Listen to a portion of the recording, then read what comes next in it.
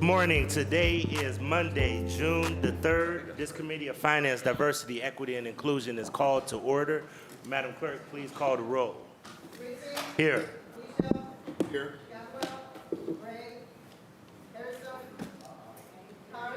Here. Jones, Casey, Present. Kelly, present. Moore, Present. McCormick, Colombian, Santana, Slide, Spencer, Charles, present. Mr. Chairman, you have the floor. Thank you so much. Just a reminder to all of my colleagues, today is a marathon day. We have a lot of legislation. Many of these pieces were vetted through the committee process. So if there's fine-tuning questions that we need to ask today, please ask them. But I am going to limit the time to 10. And I would ask once again that we not be repetitive because a lot of this has been vetted in the actual hearings, okay? We do have guests here. As per tradition, guests always go first. So the first guest that we're going to bring up is for ordinance number 595-2024 as amended by council members McCormick, House Jones, and Griffin by departmental request, an emergency ordinance authorizing the Director of Finance to enter into one or more contracts with Clutch Consulting Group, the Cleveland Mediation Center, and various nonprofit organizations for the purpose of developing and implementing direct-to-housing encampment resolution practices to eliminate unsheltered homelessness in the city of Cleveland as part of a home for every neighbor, a vision for housing, our unsheltered community initiative for the Department of Finance for a period not to exceed 18 months. And I'll read the amendment as follows.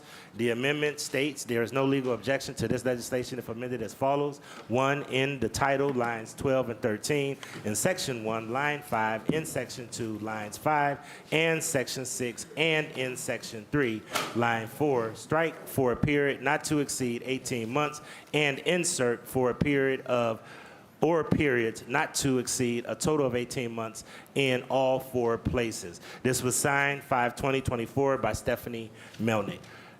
Chief?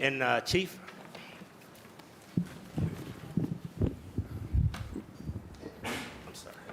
Lift it up so we can pull it out so you can get it. Good morning, Council President. Good morning. Members of Council. So I'm here with Emily Collins in the Mayor's office and some partners in this effort, and Emily and our partners will do the talking here, and I will jump in as needed. Thank you, Council President. I am here to present on an initiative called A Home for Every Neighbor, and I am joined by representatives of Clutch Consulting and Cleveland Mediation Group. Thank you for considering us on a very, very busy day. I really appreciate it. I am going to move through this as quickly as I can. I know I've met with many people already and appreciate all of the questions and consideration provided. And you're welcome to move me along if you feel like this is being repetitive in some of the conversations that we've already had. But I want to make sure to be thorough here. The City of Cleveland is a member of what's known as the Regional Continuum of Care. The lead agency in that continuum is Cuyahoga County, as we well know. The continuum itself is a collection of nonprofit social service agencies, housing providers, and others who together address homelessness. Members are notably subject to federal compliance work for the dollars that they obtain through the county and the city's federal grants. What's used in the continuum of care is called a housing first approach, and that approach prioritizes families, veterans, victims of domestic violence, and has a nationally recognized permanent supportive housing system. What we're doing with A Home for Every Neighbor is prioritizing unsheltered homelessness because we're facing not just an increase in homelessness, but an increase in people living in unsheltered spaces. I'm sure you all know this. In our system, about 10% of the people who fall into homelessness are unsheltered, and that's up from 5% in 2020 through 2022. The reason we're doing this is that rising unsheltered homelessness in Cleveland presents a health crisis for those who are experiencing unsheltered homelessness. Those individuals are at elevated risks for significant health challenges. They go for longer periods of time without stable housing than sheltered people. And unsheltered homelessness disproportionately impacts minorities. 65% of our unsheltered residents are Black, 75% of our unsheltered residents are disabled, and 20% are experiencing chronic homelessness. Mayor Bibbs committed to developing a pathway out of this crisis for our most vulnerable residents. This is an opportunity to find stability, an opportunity to move forward from housing discrimination of the past. I'm going to go through these pretty quickly at this point. Okay. Because we got a long. I know day. you have a long all day. All of this in front of you. Yes, I understand. We released an RFP in February. We received about 7 responses to that RFP, and none of those responses showed the necessary local capacity to address the outreach and rehousing opportunities that we saw working in other communities. So we received a single proposal from a national expert in the field called Clutch Consulting Group. They use best practices that have been recognized nationally for rehousing people who are unsheltered, and they are able to implement and coordinate the effort in the next 18 months to house people directly from the streets. I'm going to turn it over to Matt White really quickly just to talk about what Clutch Consulting Group is, and we'll go from there. Council President Griffin and other council members, I appreciate the opportunity to present this morning. I'm Matt White, a representative of Clutch Consulting. Closer. Matt White, a representative of Clutch Consulting. Clutch Consulting is a small firm based in Houston, Texas, but also doing work on this direct-to-housing model in other communities, Dallas, New Orleans, Oklahoma City. And in each of those communities, they're experiencing dramatic reductions in unsheltered homelessness using this direct-to-housing model. Okay.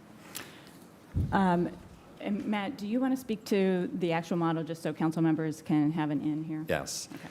Direct-to-housing includes an approach that leverages what's called a housing-first approach.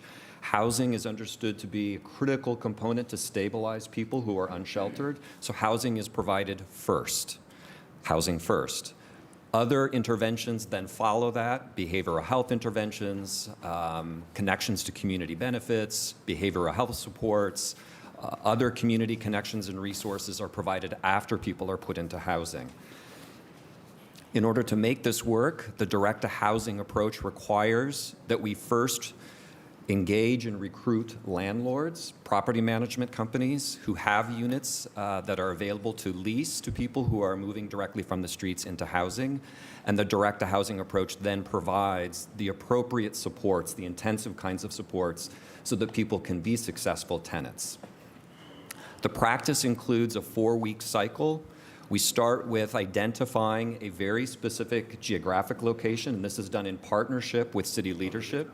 Once that geographic location is identified, intensive engagement and an outreach to unsheltered residents who are in that location is conducted.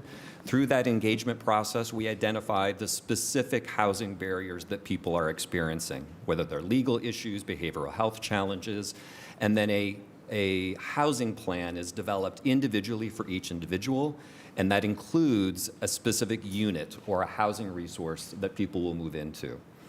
We then engage people through that housing process and support their navigation, applying for benefits, applying for housing, and then after people move into housing, there's ongoing up to 12 months of intensive housing-focused, place-based case management in their apartment to make sure that they're successful tenants in the community. Once the space is cleared of people who are experiencing unsheltered homelessness, other city departments are engaged, public works, police, cleaning, to ensure that that public space is maintained for appropriate public use after people have been rehoused. And I'm going to go ahead and turn it over to Cleveland Mediation Center, who submitted a proposal to the RFP that addressed a piece of the puzzle, but not the full puzzle. Yes, thank you so much, Council President and other council members. I'm Danielle Cosgrove, and I'm the director of Cleveland Mediation Center. We have been providing mediation and conflict resolution interventions to the city of Cleveland since 1981. We, back in 2008, we developed a shelter diversion model to prevent people, to help people connect with family and friends instead of entering a shelter. And we have been training on that model around the country since 2014, California, Florida, New York, like all everywhere. And so in that model, we use conflict resolution interventions to help empower people who are unhoused so they can determine their own paths out of homelessness, whether it be with family or friends or other folks. And we also utilize flexible funds as well at times to help with that. And so with this model, we will be using that model as well for folks that are unhoused to help connect them. And we will have just over one full-time staff person to do this work. And we will also have flexible funds, which are really key to this intervention. It can be used for Greyhound bus tickets to help an individual return to family and friends in another city, grocery gift cards, other funds to really help meet their needs. And to wrap things up as quickly as possible, I'll just say that the funding that we're providing for this effort is indeed from surplus funds. It is, we're lucky that it's available for this use. We intend to prove the concept of direct to housing from the street, and are hoping that that proof of concept allows us an avenue to ensure that we can make the appropriate asks for more private dollars into a similar sustaining effort. Thank you, Council President. Thank you so much, and thank you for the presentation. This is for 1.569, right? That is the amount that was allocated, and I'll turn it over to the chief to make sure that he can speak to this. Chief. The total amount is $2 million for the authorizing legislation and 1.5 on the ordinance. Yeah, to the Council President, that's correct. So the total amount authorized under the ordinance would be up to $2 million. The current ordinance is the 1.569, I believe, amount, which would leave some room in the event that we, through the work that Emily's leading and our partners, determine that excess funds are needed to provide more services. There's room under that $2 million amount allocated through the ordinance. Okay, thank you. Councilman Brian Casey. Thank you, Mr. Chairman. Mr. Chairman, to the CFO, what is the county's role in this proposal? Through the chair to the councilman, the county's role has been one of support. So we could not do this without the full continuum supporting the effort. There's no question in my mind that the county's focus is on the 90% of people who are experiencing homelessness through a shelter crisis environment, and from there to housing. In the city, we're focused on the 10% of people who are experiencing unsheltered homelessness, predominantly on our streets. And then, Mr. Chairman, to whomever wants to answer, this is a $2 million ask from the city of Cleveland. How much is the county putting in toward this initiative? Through the chair to the councilman, the county has developed the strategic plan that we're basing this project off of. They are not putting funds forward for implementation. So, Mr. Chairman, to whomever, this is a county, and this is a county.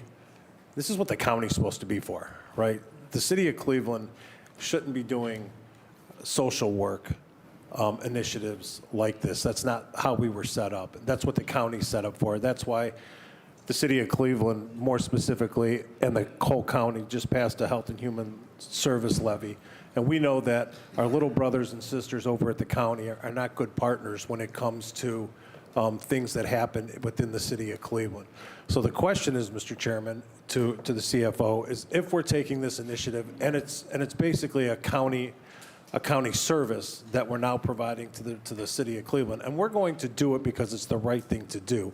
But the question is where's the county specific in this initiative to get homeless rehoused? And not, I don't want to hear about what they do with the shelters. I'm talking about this initiative itself. This is a brand new initiative in the city of Cleveland.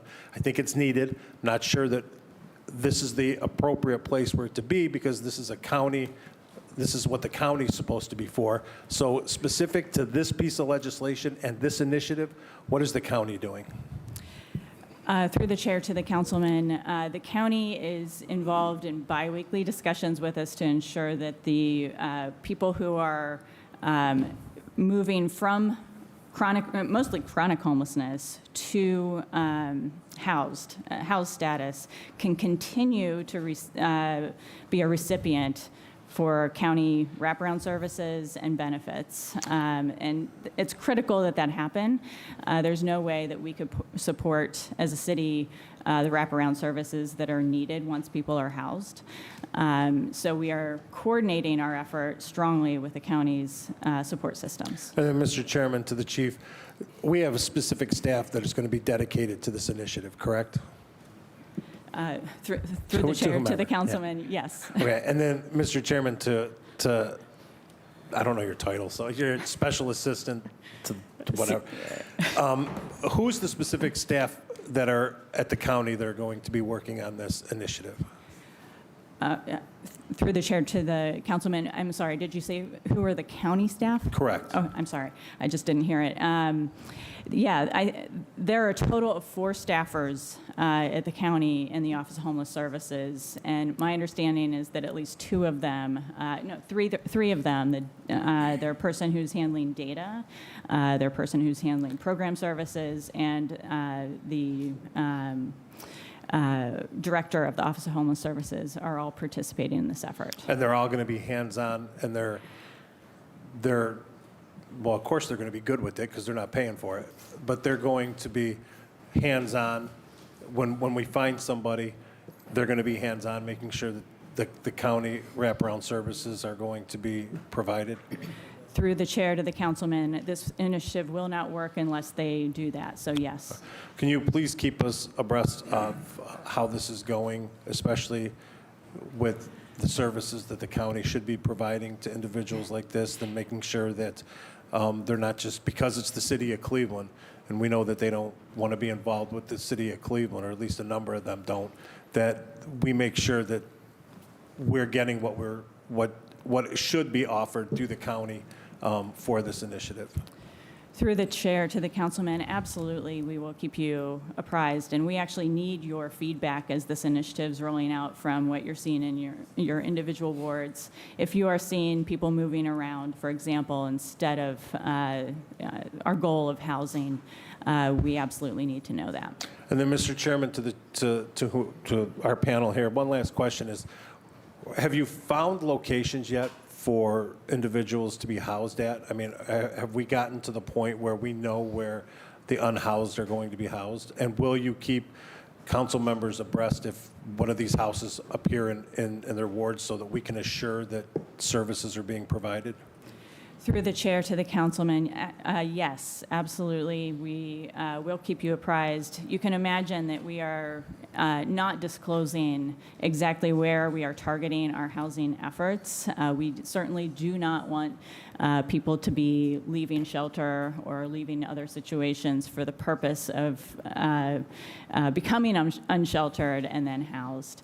But it's critical that we coordinate with each one of you to know where people are being housed so that you can be an appropriate advocate for the services and support necessary.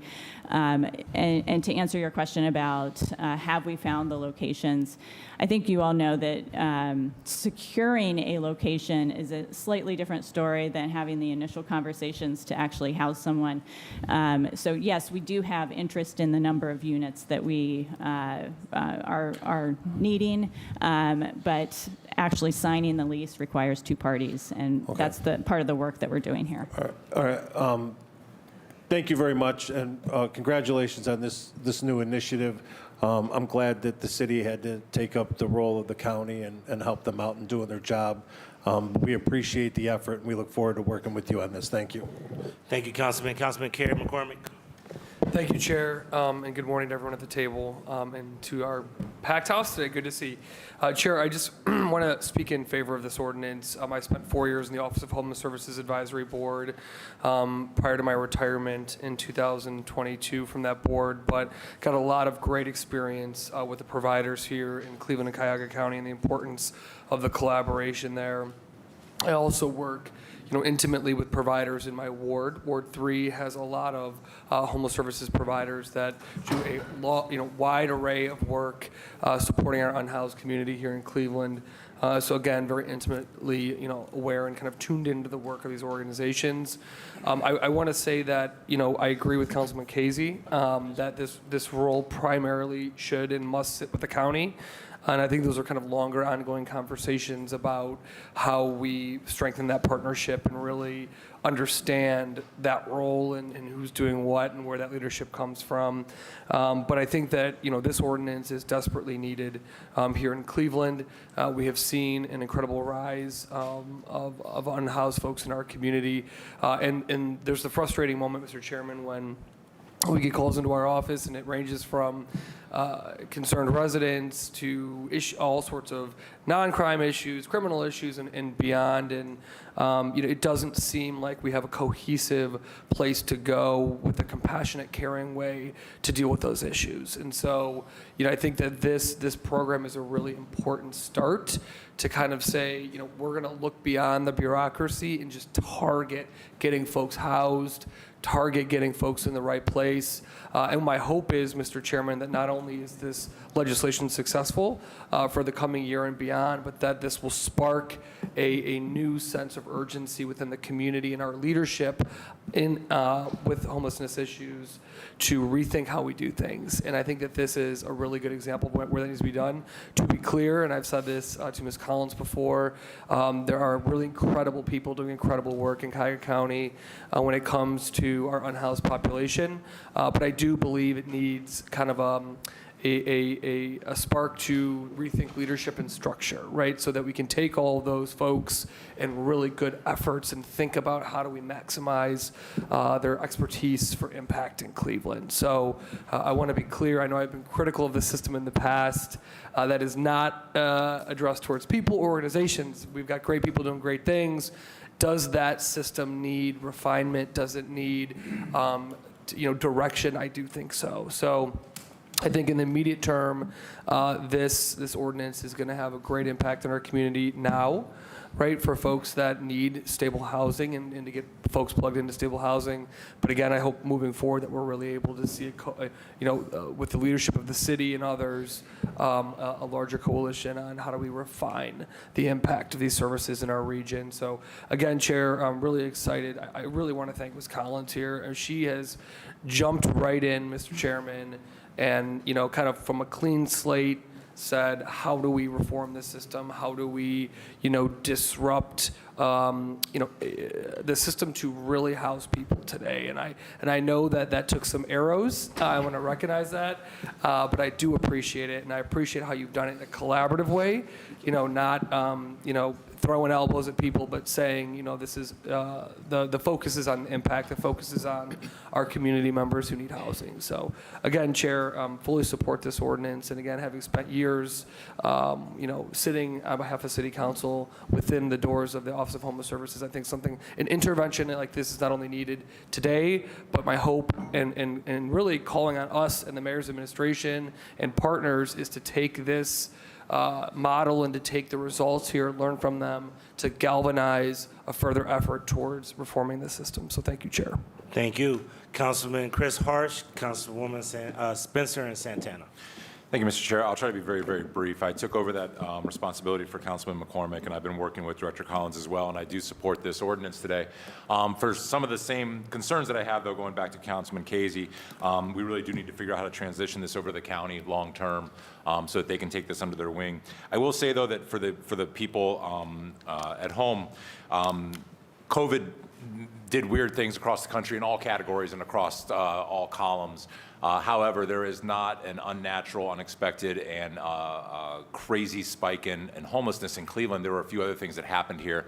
The Irishtown Bend work displaced a bunch of people that had found a place. And then the people that were riding the RTA Red Line were sleeping out at the airport. The airport got tired of that and put an end to that. So these folks were looking for their next place when one of our well-intentioned friends decided to start handing out tents, which turns out to be a mistake, and I want to just be clear about this. I was at NEOC's Homeless Memorial that they do every year this year, where they celebrate and remember the lives of people who were lost on the street. And I listened to two gentlemen talk about how one of their good friends was in the emergency room because his tent caught on fire and he almost burned to death. People are not supposed to live in tents. Tents are for camping, they're for recreation. They are not for long-term shelter. Tents are dangerous. They're not appropriate for people to live in long-term on our streets. So for very humanitarian reasons, we need to figure out how to address this issue. It is an issue, however, brought on by others. The second thing I want to say and make clear is that we have a responsibility to maintain our city even when the county can't do its job for the residents of Cleveland. I listened to a person who traveled into downtown for an event and said the convention center was beautiful, City Hall was beautiful, but he got to Public Square and there was human feces in Public Square. And that's unacceptable for us as a city. We cannot have our front yard, which is Public Square, be littered with remnants of people who don't have other places to go. So I support this because we have to support this. We need to figure out how to resolve this situation for the humanity of the people living on the street. We also need to put an end to people facilitating these efforts and let them know that this is not safe, this is not an acceptable alternative. And we need to transition this back to the county as soon as we can. Thank you. Thank you, Councilman. Councilwoman Spencer. Thank you, Council President. I'll be brief. I think it's been said, but I think it's worth noting again that this is one-time funds, and this is the reason the city can participate.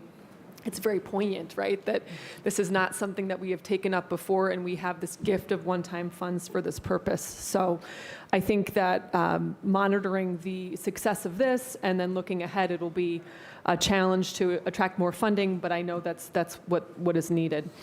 I wanted just briefly to ask through the chair to clarify, we currently have a fabric of networks and collaboration in regard, we mentioned the county, but there is currently a network in place for street outreach and rapid rehousing.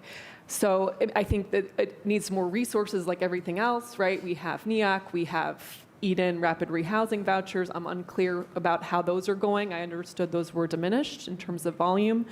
But how does this new initiative, so through the chair, how does this new initiative differ from our current environment of street outreach and rapid rehousing? Through the chair to the council member, many of those elements that you described are in existence currently. They're just not at the scale that we need them. That's the first component that I would acknowledge. The second is that rapid rehousing, which is an evidence-based, proven model, is no longer funded at the rate at which it was during the pandemic. So greatly diminished resources for rapid rehousing, especially for single adult population, and primarily the people who are unsheltered are single adults. Another key to this is an element that is part of this approach is the Housing Central Command. So many of the elements that you described, rapid rehousing, the landlord recruitment, property management, the engagement and outreach that NEOC is providing, the difference is that there is now a cohesive central manager that's bringing all of those elements together and deploying them in a very intentional, sort of stepwise fashion by geographic region from one to another. So as I said, many of those elements are in place. They're just not at the scale that we need them, not targeted at the population that we need them, and they're not managed in a way that allows them to be deployed as successfully as we need them. Thank you. As a follow-up, how does the Housing Central Command differ from coordinated intake? Through the chair.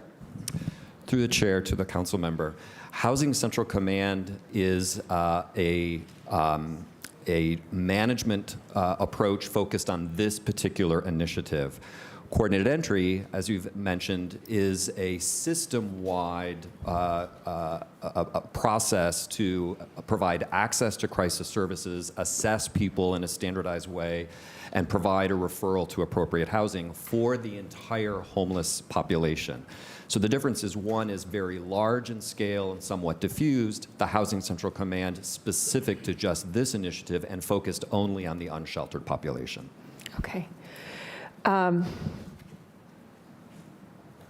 think I will conclude my questions with that. I had one more, but it left my mind. Thank you, Mr. Chair.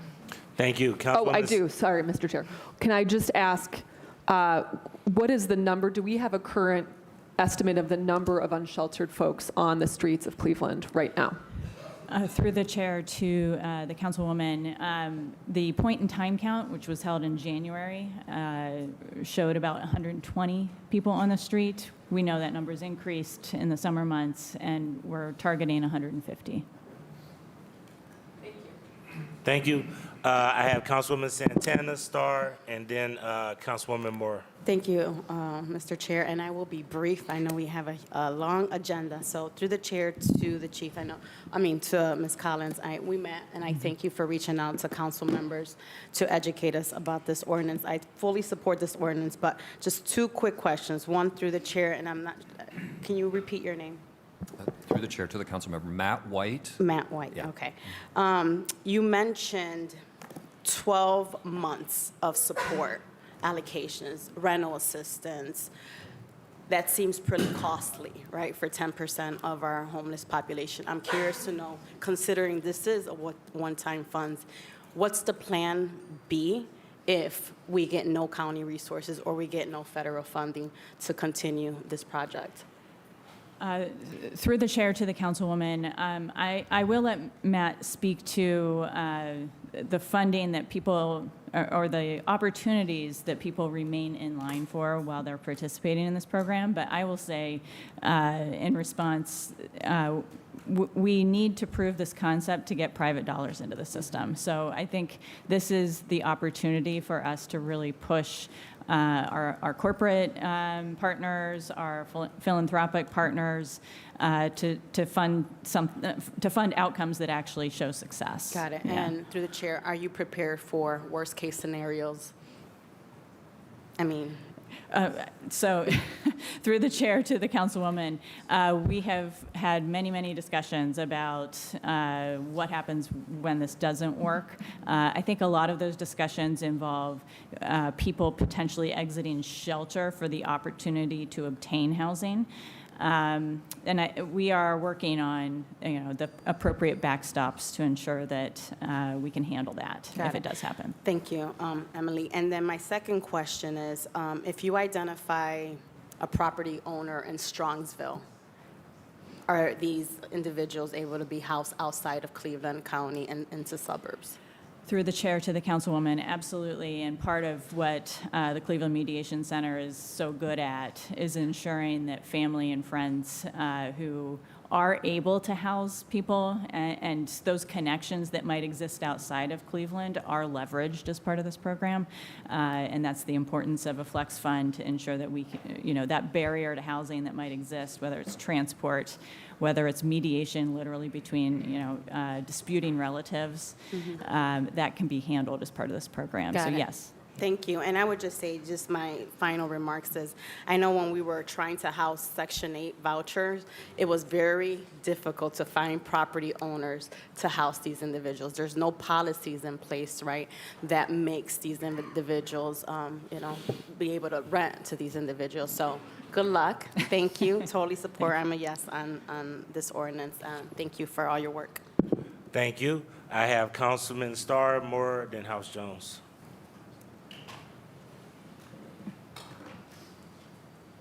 Thank you, Council President. I'll be brief. One question I just want to bring up is a lot of the homeless issues that we deal with oftentimes are individuals after they get out of foster care, and then they age out and they end up being on the streets or in the community. But one of my issues that I've been dealing with to the chair and to the table, just to get some context, is single males. One of that population of males who are homeless is kind of oftentimes is something that we don't look at. So through the committee, I want to know, how are we addressing that? And I do agree with my colleague, Councilman Casey. This is a county initiative, and we need to urge the county to help us as regard to this issue. But one of the things I'm not understanding is, if you're a female and you have a child, you know, most of the times you are receiving those resources in need. But if you are a single male, there's really not that many resources available for that male. And oftentimes they become those people that are living in tents and different individuals in circumstances. So through the chair, do we have anything in place to help those males primarily to be able to assist them as well, to be able to support through this program? And that's through the chair. Through the chair to the councilman, thank you for that question. You are correct that people who are currently single males in shelter or unsheltered are simply not prioritized within the system. So they are almost last in line for rapid rehousing dollars at the moment. This initiative dealing with people who are experiencing unsheltered homelessness does not show boundaries in terms of whether you have a child, whether you are a family, whether you're a single male. We're treating everyone in the same way and creating an eligibility pathway for them for housing. And through the chair, if this passes, how soon do you be able to get on the ground to help individuals? How fast and how soon, through the chair? Through the chair to the councilman, I'm going to defer to Matt White to talk about the timing of it, just because he has experience with it. Through the chair, Councilman Starr, the goal is to have a functioning outreach team that's engaging and rehousing people as early as July 1. We, with the support of the county, have already engaged in preliminary workshops to start planning for the initiative with existing county resources and with the assumption that city resources would likely flow, but without that guarantee. The county has already started those planning workshops to launch July 1. And through the chair, what do you have in place to help individuals who may be reluctant to accept this type of support? What do you have to help with the mental health, the trust factor, and those different things that people who oftentimes are homeless just don't want to, you know, I remember last summer we was talking about homeless and unsheltered housing, and some of the things that some police officers said, they've picked people up and tried to get them, drop them off to some place to get the help, and then the next day they're back where they are at. So what do we have in place to help people who's dealing with this issue to be able to understand the resources available? So the marketing, the outreach, the mental health people, all these services that the county actually have, what are we doing to be able to get this understanding and get our point across through the chair? Through the chair to Councilman Starr, I think that's an excellent question, and we've been very intentionally focused on two elements to this. Number one, how do we ensure that people, upon engagement, take up the offer of housing? The first piece that we have to have in place is actual housing in your pocket so that the offer is legitimate, it's real, and it's immediate. And that will help to engage people to take up the offer. Number two, the other issue that you pointed out, how do we maintain housing after people are actually rehoused? So this is not just about moving people off the streets into housing, it's about rebuilding their lives through community connection, connection to treatment, through employment, community resources, and probably most importantly, reconnecting to family and social supports that are going to help to maintain that housing. So they have 12 months of ongoing case management once they're in housing. Thank you, and I'll wrap up, Council President. So the back end of what you said, that case management, that grassroots case management is a need. You need someone who can actually meet them where they are at, walk them through that 12-month process, but also provide the resources. So I do support this ordinance, and thank you, Council President. On that point, On that point, Councilwoman Spencer. Thank you. Just wanted to take a point on Councilman Starr's line of questioning, which is the table described a street outreach team effective July 1. Is this in coordination with NEOC, in addition to NEOC, only because my understanding of the model is it's trust and relationship based, and the level of coordination it would take to not duplicate efforts or inadvertently work at cross purposes. I'm curious about this point about the street outreach team, through the chair. Through the chair to the councilwoman, I appreciate that question. You're exactly right that trust is a critical factor in working with people on the street. It's a combination of all the above.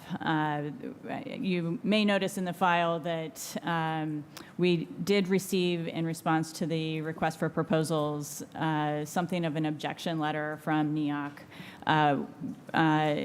So they were initially not participating in this effort. Since then, I mean, there are city staff who are participating in this effort in part. It's a coordinated outreach scheme. So we are absolutely trying to bring as many community members who are currently doing outreach to the table as possible. Yeah. Thanks for allowing me the point. Thank you. I have Councilwoman Moore, Councilwoman House Jones. Thank you. Good morning. Although we have such a long day ahead, this is such a critical topic, and I'm very grateful for the time and for the work and the people we have at the table. I'll be brief that my main goal is to walk away with a sense of understanding of the metrics about whether or not this money and the consultants and the team we have assembled here succeeds in this initial proof of concept. I believe in housing first. It's certainly the only thing that we certainly haven't figured out anything else that works, but every city is different. And of course, Clutch Consulting is well known in, I believe, Houston and is it New Orleans? You've also been involved. So I would like your sense of how you will know if you have succeeded at the task at hand. Through the chair. Through the chair to Councilmember Moore. Absolutely right. Metrics are key. We will be tracking every engagement contact, and every person who's participating will be enrolled in the HMIS, the Homeless Management Information System. At the end of the day, success are people in housing, and we will be able to report back to council the number of people engaged, the number of people rehoused, and the length of time or the sustainment of their housing placement. Thank you. And is the point in time count another one of your metrics year to year, or how does the point in time count add into the HMIS sort of traditional housing metrics? Through the chair. Through the chair, to the council member, point in time is one important metric. In addition to the point in time count, which is just one snapshot in January, in partnership with the county, the city will be tracking unsheltered homelessness throughout the year. So looking at annualized numbers, point-in-time numbers, and the actual uptick rate or the rehousing rate. So that's just one of a number of important elements. Thank you. And am I understanding correctly from the presentation that 150 housed individuals is obviously there are more complex and nuanced benchmarks, especially given the length of time, but is 150 placements in a calendar year within the year? I just want to make sure I really pin this down through the chair. Through the chair to the council member, that's it, exactly. 150 placements. And we want to offer every single unsheltered person who's been enrolled a full 12 months of ongoing supports. So there's a upfront surge to get as many people enrolled by October, but certainly by the end of this year, we're looking at 150 or more rehoused persons who've previously been unsheltered. Great. I'm just going to say it back so that I know it. It's 150 placements, ideally by October, but if not by the end of the calendar year, is our metric of success. Thank you very much. Thank you. Councilwoman House Jones.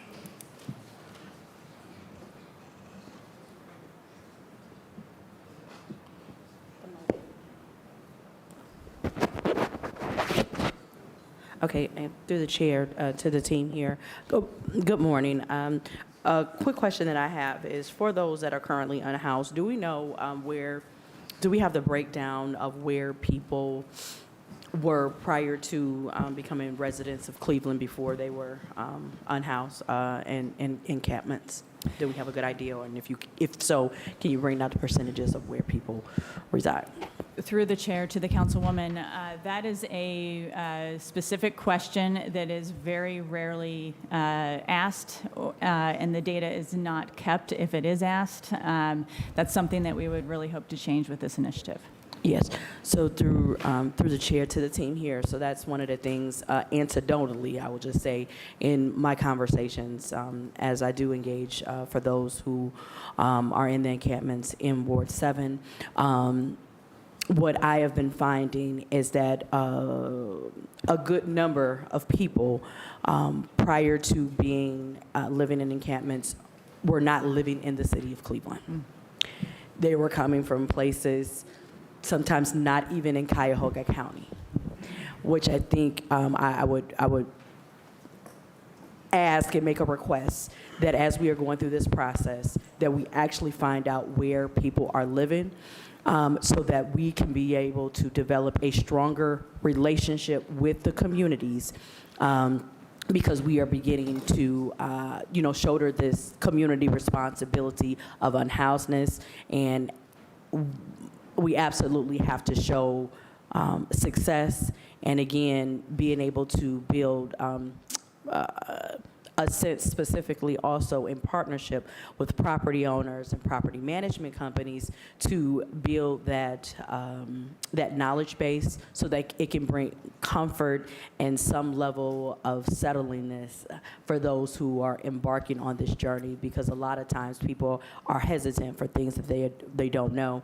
So just make sure we have that information, because I think that is a key portion of our advocacy with the county, to ensure that people are doing their first, as not only the county but also the state, so we can ensure that the support is necessary and the investments are necessary. So I, of course, am in support of this initiative and look forward to working to bring this to continue on. Thank you. Thank you so much, Councilwoman House-Jones. That concludes all questions for ordinance number 595, 2024, as amended. Please sign on. Thank you. Mr. President, Please proceed, Councilman. Please proceed. I'm looking at this homeless piece here, and you have majority of them African Americans, just homeless. And I'm sorry for the tardiness. And I'm going to ask you a question because I wasn't here. A long time ago, before Anthony Harrison and Richard Starr was born, in the housing projects, before the government moved a lot of people to the suburbs, it was maintained. I don't want that you move people in there, then you get the grant, and you're not focused on their quality of life. I mean, I'm dealing with that at Park Place now, and before the Congress lady left of HUD, she gave she gave my ward money to rehab that building. But at Park Place, when I visited them and I went in there, it was mainly mothers and their children. Vermin is all running around, food, and you come and you say great things, but the outcome measures, your intentions are different than the outcome measures if you don't measure them. I don't want another Park Place all over the place that a council member, whoever, then you got children, they had vermin bites on them. I mean, you living in a shelter, and this really is a county issue. We work together with the county. This really is a county issue. However, when you look at some of these places, like my colleague right next to me, she had to go to New York just to deal with that issue that I'm narrating with you in her ward. In many of these wards, we have that. People get the grants, they give us a great presentation, but the outcome measures are, and you mentioned African Americans, mothers there, that's just not good. That's not good at all. And I'm gonna go through you about this housing issue, Clutch Consulting Group.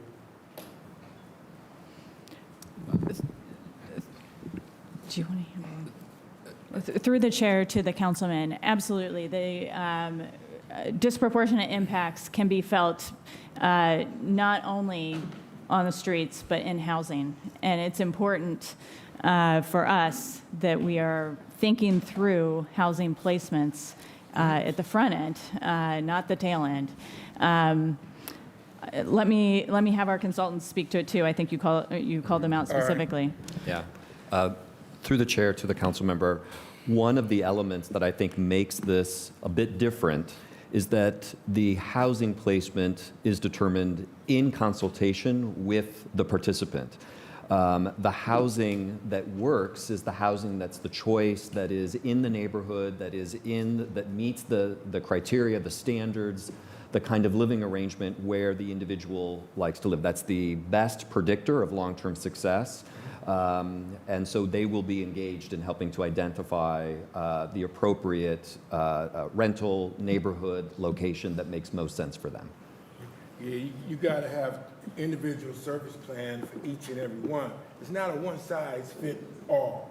It got to be for this person or that person. You got to have it, and you have to evaluate it. And a lot of people come to the table. I'm not picking with you guys. I don't know you, and I don't know your background history that well. But they come to our table, Mr. President. They give a great presentation, but the outcome measures are not the same as the intentions. And with legislation, you have to manage it. And the outcome measures that I'm seeing, I don't know you guys, but they're not, Mr. President, it's just, it's not adding up. You know, I'm not beating up on you, but I will beat up on you for my residents. They are my bosses. And what I see with housing in my neighborhood, I don't see that. I mean, you know, a little girl coming up to you, Mr. President, she had vermin bites on her at Park Place. That's not good. That's not good at all. And you got to manage it, make sure stuff is right. You have to. And I tell you this, and I'm gonna conclude. And when I call you, a lot of times, Mr. President, the people that we call, they do not return phone calls. And I have to personally go visit you and knock on your door. She had to. My colleague right next to me had to go out of town, catch a plane. You did. And catch up with the people who said they were going to do something for people. For people. Councilwoman Gray had to do that. She had to catch a plane to go out of town. So I don't want to have to do those kind of things. You've got to take care of people.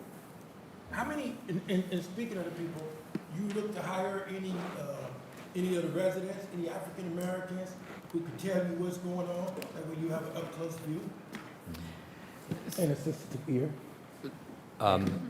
Through the president to the council member, through the initial engagement in workshops, that very sentiment has been voiced, and it's very intentionally part of the design to include peer workers who've either experienced homelessness themselves or are very familiar with the process to inform the engagement process and the rehousing process.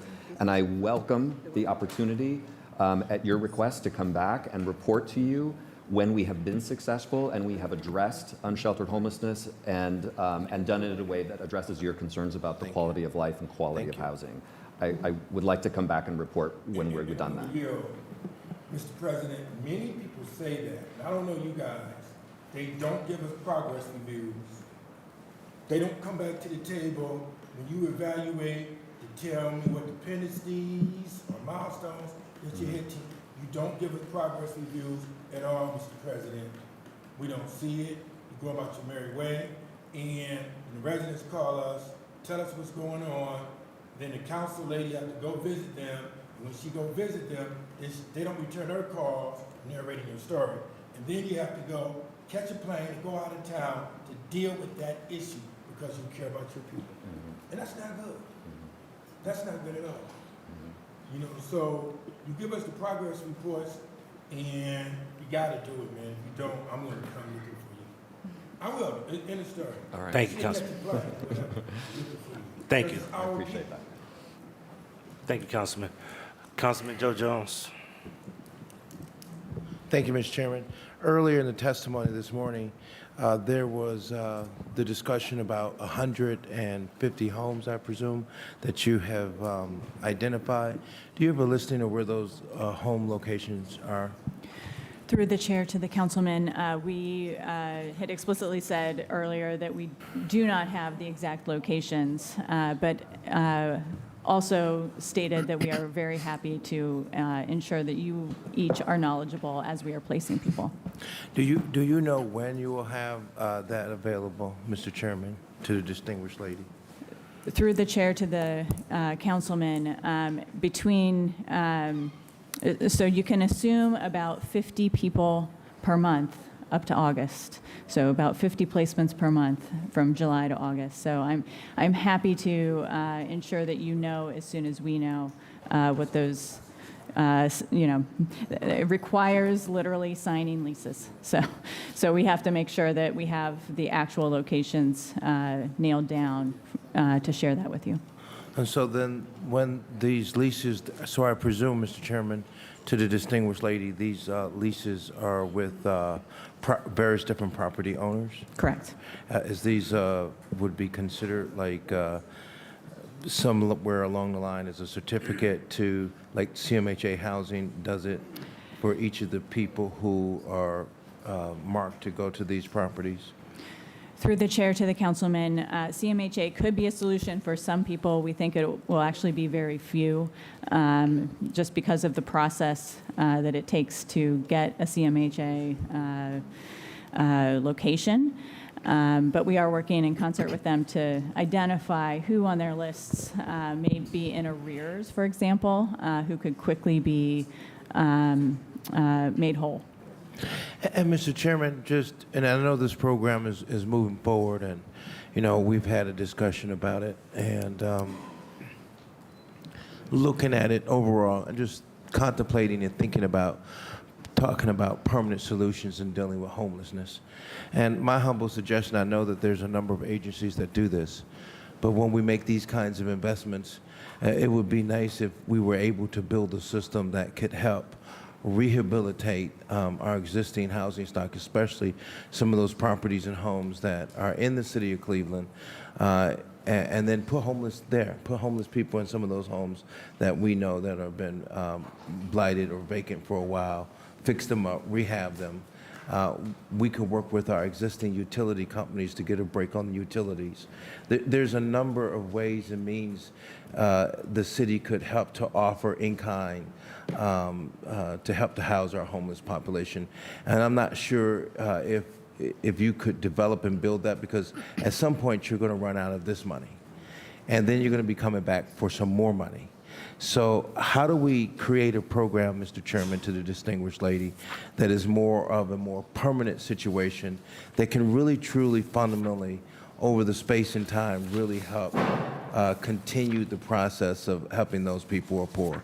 And it was Jesus Christ that said, you're going to always have the poor people. So the challenge is, what do we do right now to try to put something in place that can be once we put this money in place, it could be a continuing from one decade to the next decade. And you can make money and profit off of doing something like this. Through the chair to the councilman, you're correct that many of the programs that we have could be beneficial for the exact task of housing people from the street. Director Hernandez has done an excellent job of really thinking through that single application, the one place that you have to go to think through services from the city. And there's no doubt in my mind that if we are prioritizing people who are unsheltered into housing, that we can also think through that in our community development applications. So we have had many discussions about that very thing, and I strongly believe that we can align our other initiatives to address unsheltered homelessness, in addition to simply the outreach and rehousing process. Thank you, Mr. Chairman. No further questions. Thank you so much. Seeing no other questions, ordinance number 595, 2024 stands approved. Thank you so much. I want to say this, if I could, a couple of housekeeping things, if I could. For our visitors and our guests, we do have overflow in the council chambers. If anybody wants a seat, you can go into the council chambers. We do have the hearing and the proceedings in the council chambers. Number two, to my colleagues, we have a lot of legislation. I know this piece did not go through DPS, but I will tell you that I know the director did meet with a lot of people. I would really ask everybody to please be expeditious on how you ask questions because we have a lot of legislation to get through, and if we treat every one of these pieces with an hour and 15-minute conversation, I'm fine if we'll be here till 1 or 2 o'clock at night, but I know some of you may not want to, okay? So I just want to make sure that we can reiterate that, okay? Thank you so much. Mr. President. Yes, yes, They Councilman. need to put in their program, sir. You need to put a preventive maintenance in there. I don't want to see when it's abject poverty, then you guys have to go back and you have to fix it up. You got to continue to have some kind of way to do preventive maintenance, so they won't live like that. Thank you. That's all I had to say. Thank you so much, Councilman. All right. Yes, sir. All right, we'll proceed with the next guest. The next guest is ordinance number 161, 2024, as amended by council members Harrison and Griffin by departmental request, an emergency ordinance authorizing the Director of Economic Development to enter into a grant agreement with Manufacturing Works or its designee to provide economic development assistance for the Cleveland Industrial Retention Initiative program during the first half of 2024. And Mr. Director McNair, we do have guests.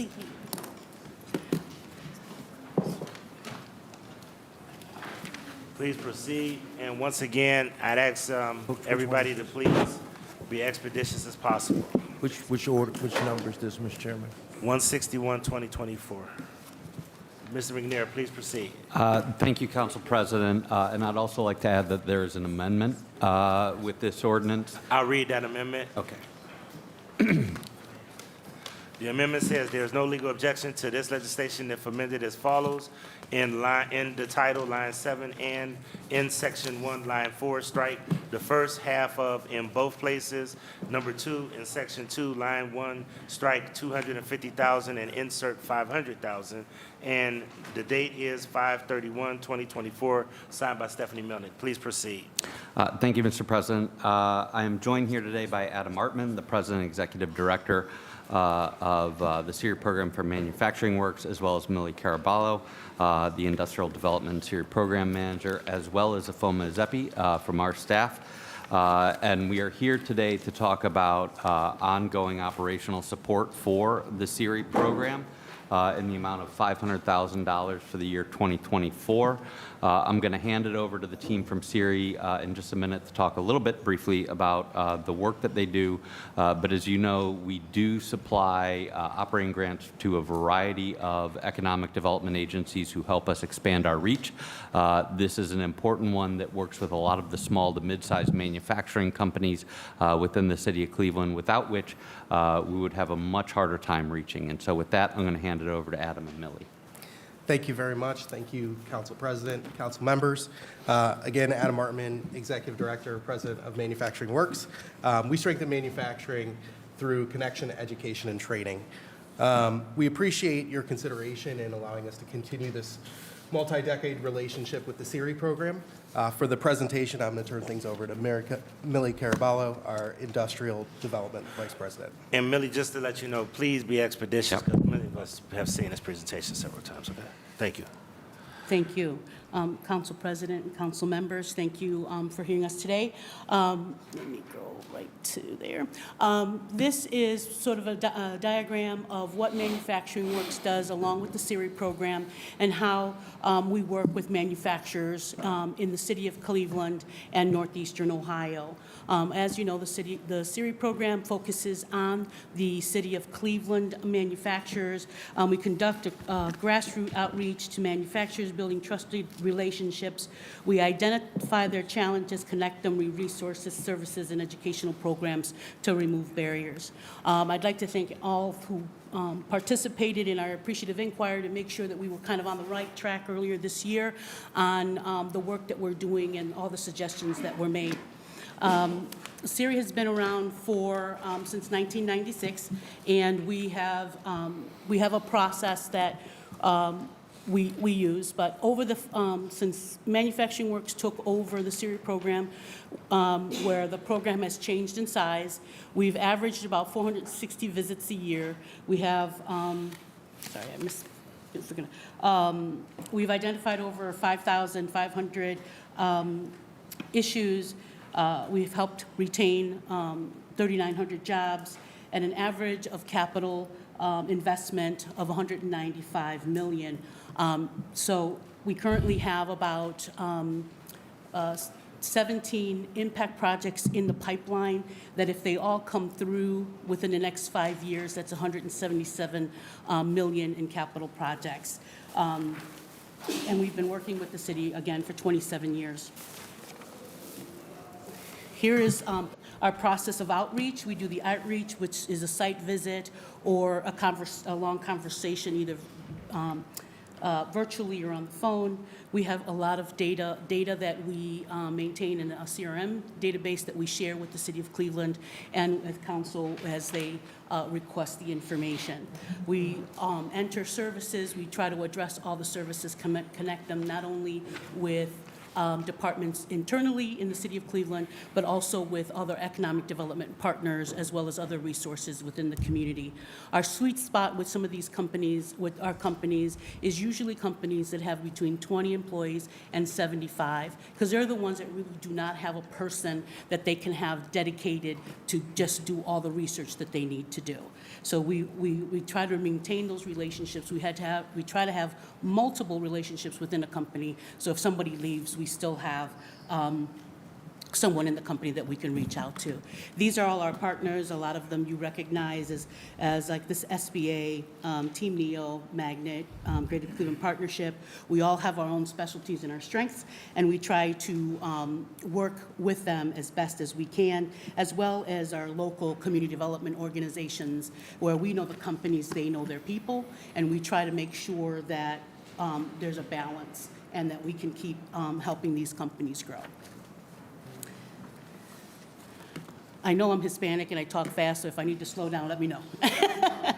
And then so we've got a couple of success stories that are major impact stories. I'll just go down to Premium Metals because I think that's one of the ones we're really super proud of, which was a company that was located in the Detroit Shoreway neighborhood, and they had to relocate because the business was sold and the property as well, and for development, and so they found a new home in Slavic Village, and they started off with 21 employees. It says here 25, but we actually got that corrected by the president, and he said they're up to 30 already. It was over a $12 million expansion in an area where there was a lot of the building was empty. It's 100,000 square feet that was empty and wasn't used for 10 years. So now it's a revitalized, brand new building. And thanks to CPP and the city, they also got some pre-development dollars to get some new electrical power going to the building. We've got a few testimonials, but I won't go through all of these, but we try to, when we finish projects or we finish larger services that impact the businesses as much, we try to get testimonials or success stories so that we can make sure that you all know. We report monthly to economic development. Again, we share all the information that we can. We have, our team is fantastic at Manufacturing Works. We have a workforce team. We help companies enter programs like apprenticeship programs. We work with Max Hayes High School as well as other high schools in the area to get kids interested again in vocational training and hopefully helping to build new generational wealth. And this is currently the team. Myself, Howard Thompson, Berkey Sosa, and Philip Walters. We hope to hire one, possibly two people, as unfortunately Berkey's will be leaving, and then, yeah, and Molly, who left earlier in the year. So I did it as quick as I could, Council President. Thank you so much. Councilman Michael Polensky. Thank you, Mr. Chairman. Yes. Thank you, Mr. Chairman, my honorable colleagues, and to the representatives of SERI, and to the director.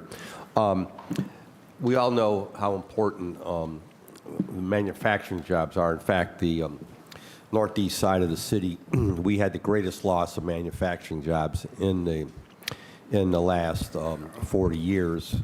We lost over 25,000 manufacturing jobs from Eddy Road East. So I'm keenly aware when I go past the empty factories or the buildings that once had 3 shifts working and now have either no one in them or a skeleton crew operating.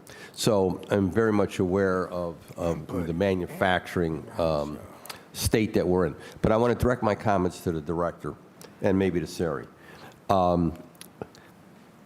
We're caught up in this thing in Cleveland where we weigh the glitz and glamour, the fancy projects downtown and the high-profile stuff.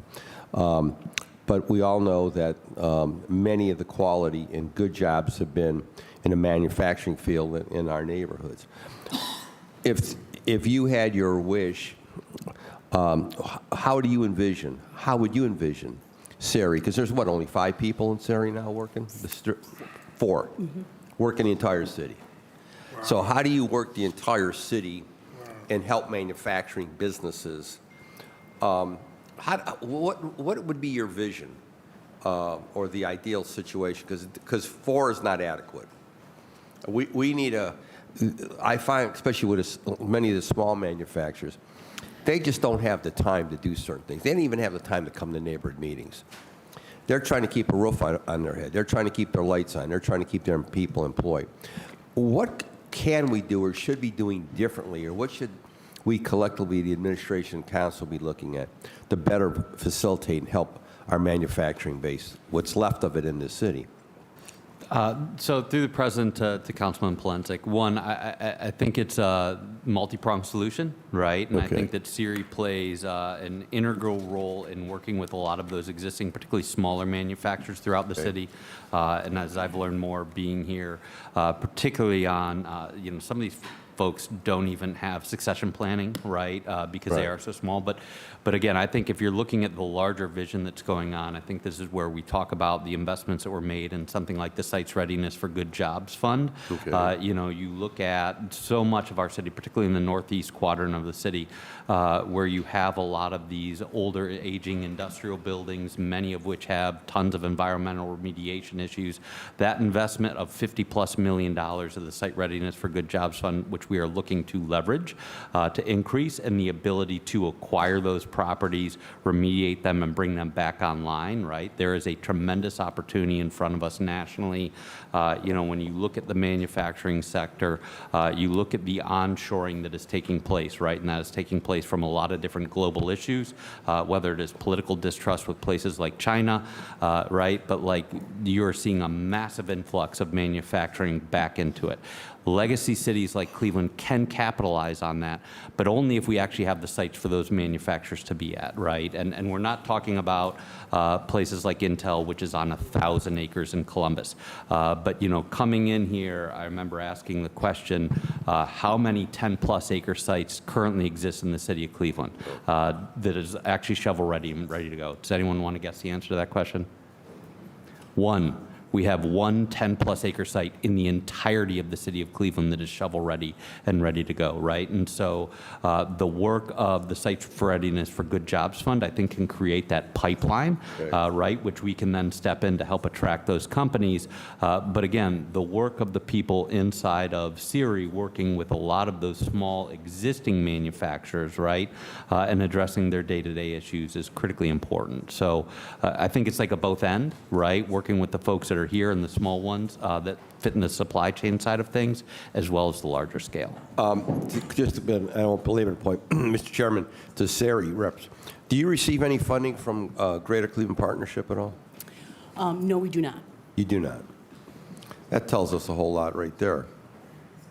Tells us a whole lot. We have 4 people working, the entire city of Cleveland working on manufacturing, and there's no funding. You receive funding from any outside other agency? The organization, Council President to Councilman Polensek, the organization receives funding from different entities like Cleveland Foundation, but our program itself does not. The city of Cleveland is our sole funder. That's, Mr. Chairman, and I won't belabor the point, I think that really has to change. If we're going to do this and we're going to help manufacturing in our neighborhoods, then it's got to be all hands on deck. And the corporate community in this city has got to understand that. It just can't be glitz and glamour projects or things you want to cut ribbons for. It's got to be where the rubber meets the road. And so often a lot of these plants, a lot of these plants, you look at them, where do the people live that work? They live right in the neighborhood that work at these plants and factories, the ones that are still left. So again, I'm not going to belabor it. We have to figure out what we're going to do differently here, Mr. Chairman. Thank you. Thank you, Councilman Joseph Jones. Mr. President. Oh, excuse me. Mr. Chairman, I agree with my colleague Mike Polensek as relates to, this organization has been in existence for a while. The number of people who are doing the work, times the situation and condition of the city of Cleveland. And then, Mr. Chairman, listening to the director speak about there's only one project in the city of Cleveland that's shovel-ready. It's concerning to me sitting here at this end of the table. And I would suggest, Mr. Chairman, that, SIRI has been an organization that in years past has helped to retain existing businesses in the city of Cleveland, and as well as working to try to bring new businesses into the city of Cleveland. But with the staff that you have, I can't tell just how effective have you been, other than the presentation that's here that seems to be very impressive in terms of production. And I'm going to go through it a little bit more deeper. But it looks like, Mr. Chairman, you need to get more funding. Has SIRI tried to reach out to the state House to try to get more funding, Mr. Chairman? And this question is to SIRI. Through the president to the council member, yes, we've met with the county, we've met with municipalities to help support some of the work that we're doing here. And we do bring in federal funding and other funding through different workforce programs that we have. So we're able to leverage around $1.2 million that helps create impact beyond the SIRI program itself. So when those manufacturers do have a workforce need, or when they have needs around technology, we're able to leverage those programs and those resources that we bring in to help support the city of Cleveland manufacturers. So that impact is not just the 4 people that you saw. It's the 16 other people, a part of our organization as well. Mr. Chairman, in the presentation, and I just want to just touch that a little bit. I think this is going to take a deeper dive, but we certainly couldn't do it here at the table for the sake of time. But I do want to put that, if you could put a star there, you really need to get more aggressive in terms of hiring more people, finding more funding sources, and really expanding. You just can't sit on one funding source alone. And one of the reasons being is right now we have been blessed with being able to have additional resources from ARPA, but all of this money is going to dry up real quick. And so though we're giving out funds and resources to different entities, and a lot of entities that come across, that money is not going to always be here. So I'm concerned. So with that, I would like to say, Mr. Chairman, in your presentation, you talked about getting with a council person with one of the businesses because there was a lot of theft. We're having a lot of theft in our neighborhood as relates to Calais converters. And we have a business owner in the same type of scenario. I would love to work with your SIRI representatives to help me resolve that issue. And then in addition to that, Mr. Chairman, to the SIRI, I won't say the name of the organization, but I work with them in good earnest and good faith to vacate a location so that their business can expand. And what was really a situation for me was that they gave their word that they would try to help when they opened up with the new jobs, that they would reach out to the neighborhood and really help the neighborhood citizens be able to get those jobs. And they didn't do that. Everything they said they were going to do, they didn't do. And what brought me to the organization to really kind of sit down with its representation was the fact, Mr. Chairman, that they had not kept their facilities clean. Some of their facilities look really raggedy, and we need assistance. Since then, I've talked to them, so they said they're going to do something, but we still need some help from you guys because you sat at the table to help barter the deal. And so with that being said, if you could have someone that could reach out to me after this so we could work on those two issues, I would be very appreciative of that, Mr. Chairman, to the distinguished gentleman. And if you had any further comments, I'm all ears. If not, Mr. Chairman, I yield the floor. Thank you. We do have Councilman Spencer and then Councilman Conwell. Thank you, Council President. I will be brief. I want to first just put on the record that please tell Berkey Sosa that if there's anything we can do to keep her, I will fight for that. So please pass that along to her. And then through the chair, my question or my comment would be, I really appreciate in the packet the SIRI report dated April 2024 project pipeline. I think it's important for council members to see the touch points within our wards. I would just add, it is my understanding that SIRI does kind of a, if you will, a systematic inspection or outreach process. So I think this is not a full representation of what you're working on. So I think in general, anything in addition that helps to illustrate the full body of work would be useful. But this is certainly helpful for council members to see. And that would conclude my comment, Mr. Chair. Council President to Councilwoman, the projects that are listed there are impact projects. Those are projects that are taking a lot of time to work through. They have multiple services under each one. Sometimes we get lucky and go into a company and they really don't need anything immediate. So once that's done, we write up their survey and we go to the next company. Thank you. Thank you, Mr. Chair. Thank you. I have Councilman Conwell. You know, Mr. President, take me off. They answered a lot of my questions, and I don't want to be redundant, but I can say this. I do like SIRI, and you do need more people, and job retention is very, very important. You got to believe in the power of work, so I'm there with that. Thank you. Let's move forward. Thank you, Councilman. I have Councilman McCormick. Thank you, Mr. Chairman. I support this legislation. I just found out that Ms. Sosa is leaving. That is really depressing. She's been super helpful on a lot of projects in our ward. So if you guys can stop that in any way, please do. But I did want to recognize her and the team. We are, with SIRI's initiative and push, I have a Latina-owned food manufacturer that will be opening up soon in a part of the neighborhood that needs investment in stockyards, that the city's worked really hard on getting rid of a blighted building that the community was very upset about. Now we've got a area that's available for redevelopment, and I'm really excited that that hopefully we'll get that across the finish line to the city. It's La Bamba. Please make sure this is a priority.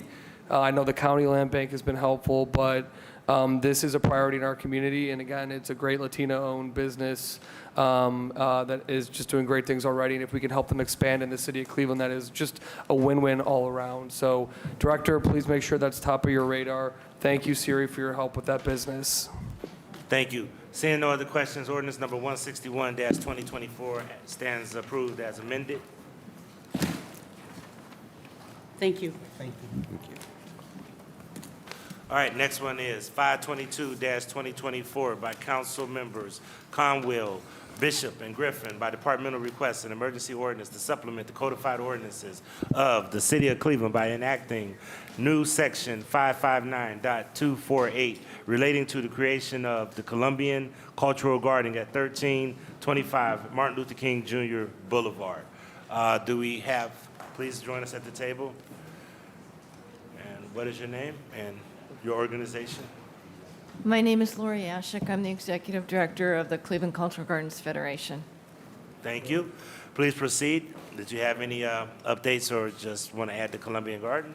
Thank you, Mr. Chairman and members of the council. Yes, I'm the Federation, as you know, is the governing body for the Cleveland Cultural Gardens. We're asking for passage of legislation for the allocation of land for the Colombian Cultural Garden. This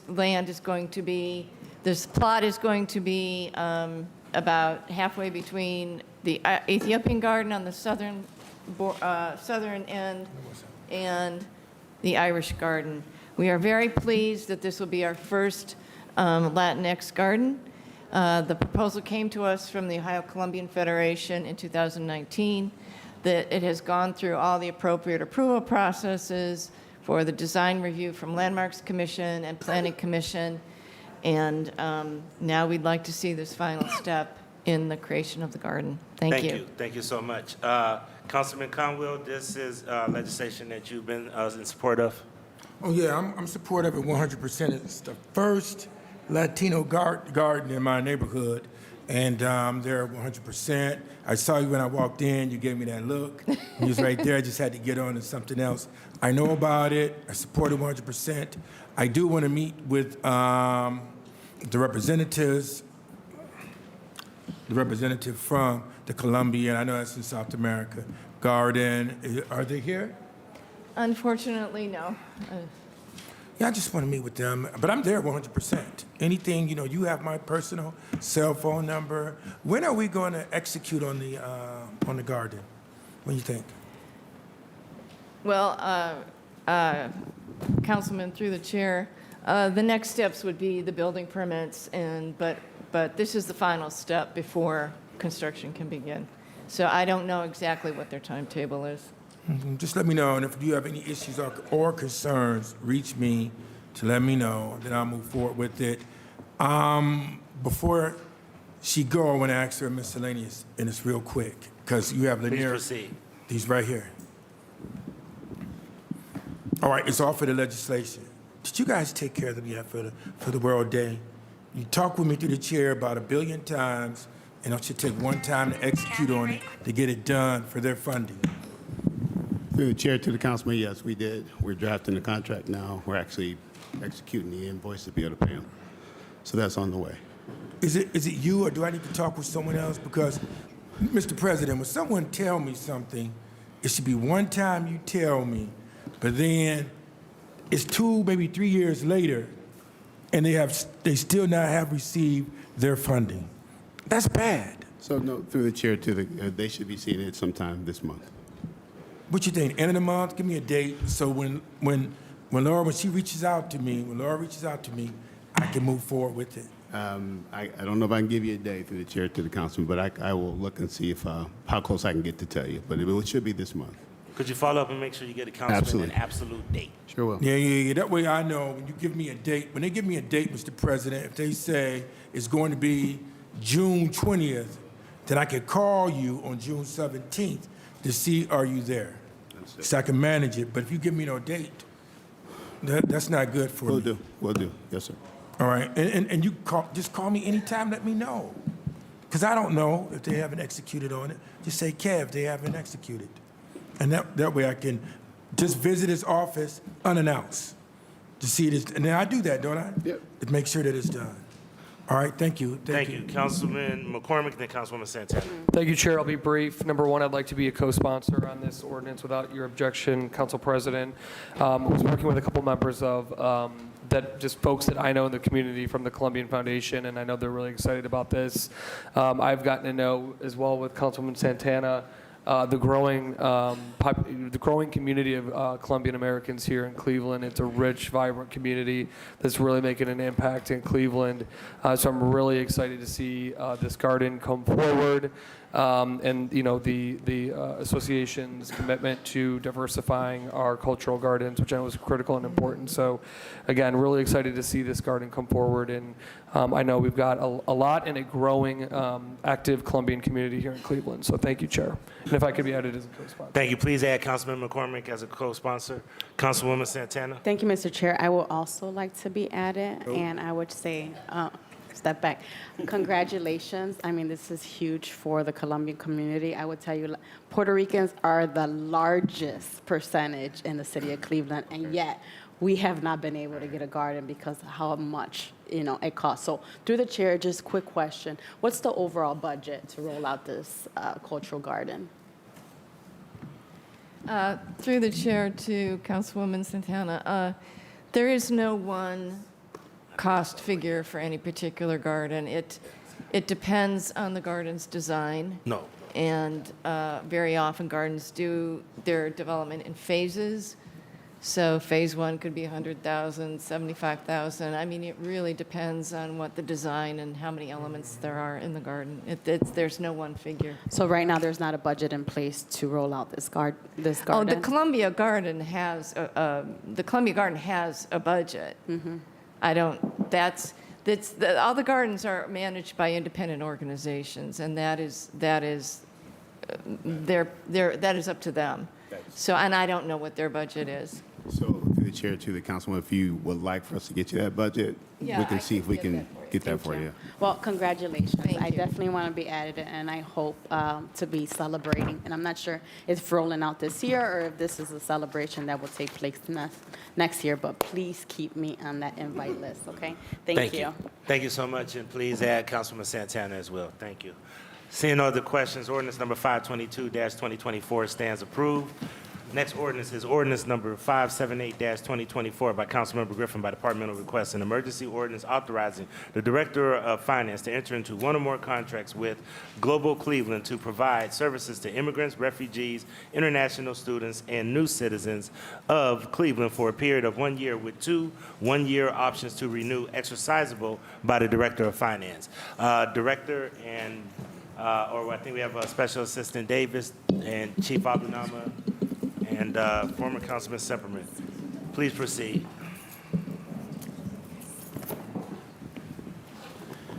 Good morning, Council President and Council. This ordinance 578-2024 is a recurring piece that the city has entered into with Global Cleveland to provide support for the city's efforts with respect to immigrants and the international community. One note is that this year's ordinance does include an increase to the proposed budget from $150,000 to $175,000. Okay. Any questions? Councilman McCormick. Thank you, Mr. Chairman. I just want to speak in favor of this ordinance and the good work that Global Cleveland, but most importantly, Global Cleveland and its partners do in this space. That's one of the things I appreciate about the organization is they don't look at themselves as just us only. They partner across the board. And as we talk about a lot here, we've got incredible community members here in Cleveland, and growing that population from folks here and from around the world is key to the success of the city. We've seen that done in Philadelphia that was losing population, Mr. President, and leaned into not only their own residents, but new residents, and are now growing from their population and their economy. So we know newcomers to our community bring jobs, they bring benefit to the economy, they bring culture, they bring commitment, and that's something that the city of Cleveland can greatly benefit from, and I appreciate all of the partners in Global Cleveland taking the lead on that to ensuring that, as Cleveland has always been a city of people from around the world, that we continue to be that. Thank you, Chair. Thank you. And I can't let this go by without commending the President and CEO of Global Cleveland. I think he's been doing a fantastic job, brings boundless energy towards this, so appreciate my friend former councilman, once a councilman, always a councilman, Joe Sepperman, for all the work he's doing. You want to make any closing remarks, sir? Just thank you, Council President, to the council. We've seen a lot of you this year. It's been wonderful. I've seen every one of you a lot this year, and our partners and the leadership of Mayor Bibb and his team and the leadership of Cleveland City Council. Last year, by many accounts with our partners, was the busiest year for immigration in Cleveland since 1948. And when you look at the people that are coming through the refugee program, the program from Afghanistan, the Ukrainian program, and our sisters and brothers seeking asylum, who are coming from all over, where we were, Council President, in April this year was where we were in June last year, meaning that 2024 will be even busier than last year. And you can start to see, per some of the reports in the media, that our population loss is dropping. There's a lot of theories and hypotheses about that. I would contend that we're a lot like Buffalo, which actually grew in their census between 2010 and 2020 based on two demographics: the African-American community growing and expanding and staying in Buffalo, and the immigrant community. Buffalo is a great model for us in terms of we can do this. We can change the decline, and doing it by the communities who are here and are part of our origin story. Thank you, Council President. Can we add Councilman McCormick as a co-sponsor? Thank you. I have Councilman Pulisic, Councilwoman Santana, and Councilman Jones. Yes. Thank you. Thank you, Mr. Chairman, my honorable colleagues, and to Joe, and always good to see you, and to the administration. I support the legislation. Having come from a family of immigrants, I know how important it is that we do everything we can to attract legal immigration to the city of Cleveland. But I want to say to the administration, in the past, previous administrations going back had a ethnic coordinator working for the city of Cleveland, right out of the mayor's office, working with the various groups, nationality groups, ethnic and racial groups in the city. And that has gone by the wayside. Has there been any thought of reestablishing something like that? It was in effect during, I think maybe Mayor White might have implemented it, if I'm not mistaken. Or, no, excuse me, I think it was implemented under then George Voinovich, then continued under Mike White. I think it might have ceased under Jane Campbell. I'm trying to jog my memory here. But has there been any internal discussion about reestablishing that so we can build bridges with the various ethnic, racial groups in the city of Cleveland, support their activities, promote their activities? You care to respond? Mr. Davis. Through the chair to the councilperson, thank you. This is an incredibly important perspective. I'm so glad this is on your mind. I'll say two things. One, in the Community Relations Board, we do have two ethnic liaisons. We have a Hispanic liaison and an Asian liaison. Now, those are tough jobs. There's a lot of ethnicities within Asia, a lot of ethnicities and cultures and nationalities within the Hispanic umbrella. But that role, they do play a vital role in our community, bridging those divides. I think the second point I'll bring up is, Councilwoman Santana knows this, we tried hiring a senior coordinator for New Clevelanders some time ago. It's a tough market out there. The labor market for these kind of specialists, for this kind of job, which is so important that we can't just get anyone, to do it. We need somebody who's thoughtful, strategic, and we haven't been able to find that right person.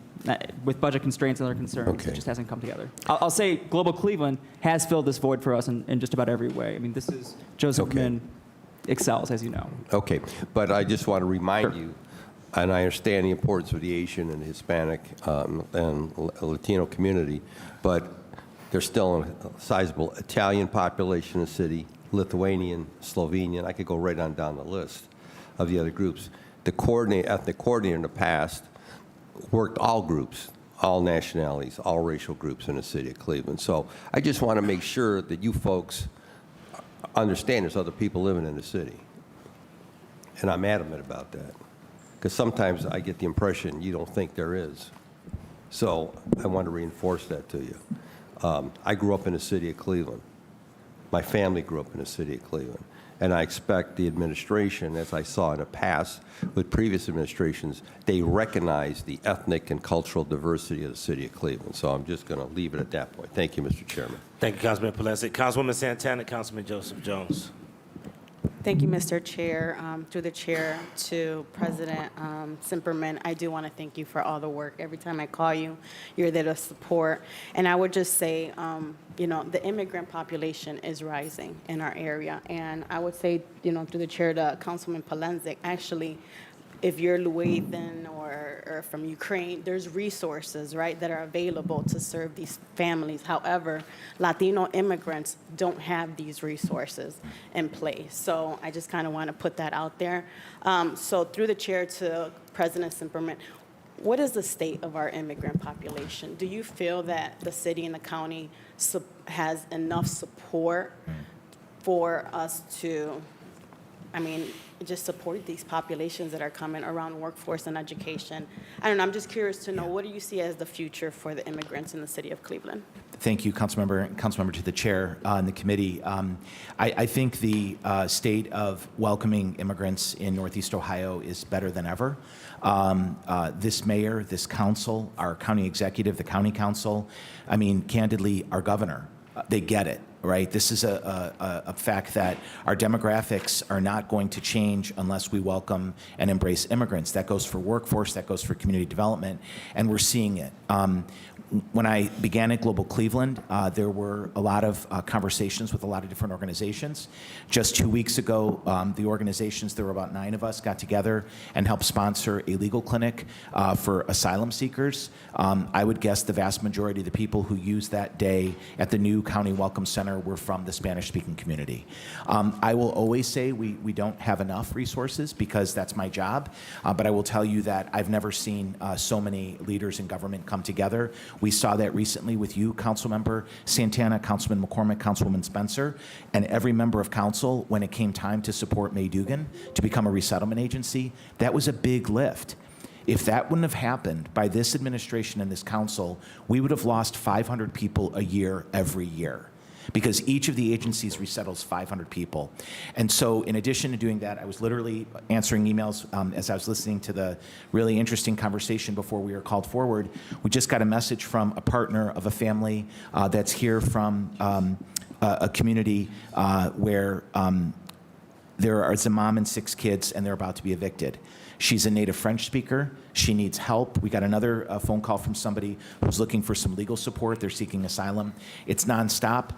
We address every single person who calls. We can't always fix it. As you know, Councilwoman to the chair, our immigration system is very challenging and dynamic. I will say something here, and I mean no disrespect. There's a common theory that the immigration system is broken. It is not broken. It is doing what it was intended to do, which is to keep people out. And sadly, our economy is 50 years ahead of our immigration policy. We have calls every single day from companies looking for workers. And it's our job to figure out how do we get those 2 plates to meet so that we can get people employed. We're doing it, but Madam Chair, it's the support of this council, this mayor, and all the people who help us that gets us a little bit closer. Our goal is to do this until we have a community where we continue to grow, and we think our next census is going to be an indication of that, God willing, and may the creek rise. Got it. Thank you, through the chair and Simperman. And, you know, just to my colleagues, we just came back from Berlin. And I will tell you that what I've heard over and over again is immigrants help build Berlin and Germany.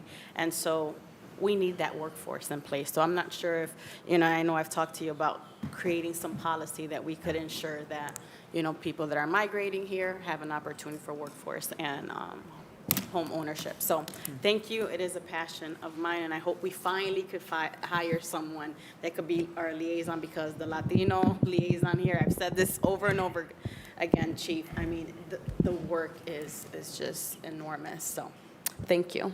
Thank you, Council Lady. Councilman Joseph Jones. Thank you, Mr. Chairman. To Mr. Silverman, thank you for the work that you do in helping people to get settled in here in our great city. My question would be, with what you're doing right now, what does those numbers look like? What are those projections for this year and moving forth, say, for the next 3-4 years? Thank you, Councilman to the chair. When you look at the refugee resettlement agencies, they're each allocated 500 people a year. They are all at maximum plus. So on that visa alone for refugees, and I should be very clear, unrestricted work visa holders. Every person coming here from the Central African Republic, from the Democratic Republic of Congo, from Ukraine, anyone who has refugee status has unrestricted work visa. They're also, to the councilman, to the chair, on a glide path to citizenship within 7 years. They all become citizens. They become citizens within months of when they're eligible to. When you look at the Ukrainian population, Mr. Councilman to the chair, it's a little bit trickier, because not only is an organization like ours using a visa called U4U, where we're actually getting, last night we got a message from somebody, a woman and her 3 kids looking to leave Ukraine to come to Cleveland. Other organizations in Cleveland are as well, and there are people moving from all over the country to Cleveland, which is why we are in the top 5 cities for resettlement settling Ukrainians since the war. The numbers that I've heard, Councilman to the chair, are around 10,000 have come since the war. But to put an exact number on that, there's no toll booth, there's no reporting. Once people come to the U.S., they're free to travel within. Our asylum seekers, that is an even harder number. Many of the different organizations in Cleveland, Catholic Charities, Building Hope in the City, Asia, Ohio, May Dugan, USCRI, Resource Cleveland, are seeing more and more people coming, mostly from El Salvador, Costa Rica, Mexico, Venezuela. Those are folks that are all coming here because they don't want to die. And so all those people, Mr. Chairman, when you put them all together, not even to mention the Afghanistan community, coming through the SIV visas, the P1, P2, helping our sisters and brothers in the armed forces, we are at a moment where we could really turn the tide on our population, and depending on what the federal policy is in November, we could continue this and see a population growth like we haven't seen in Cleveland since 1948. Mr. Chairman, the question I would have, so what were we looking 500 plus or 1,000 a year or 2,000? If I had to put an exact number on it, I would say last year we were at least at 5,000, but I'm being really conservative because you could count that between the refugees, the Ukrainians, and the Afghanistan community alone. And Mr. Chairman, let me, because this is an important topic for Cleveland, as you're aware that Cleveland is now poised to eliminate 2 seats. Yeah. So if you're telling me that we've gained 5,000, Mr. Chairman, wouldn't that be our threshold? What would be our threshold?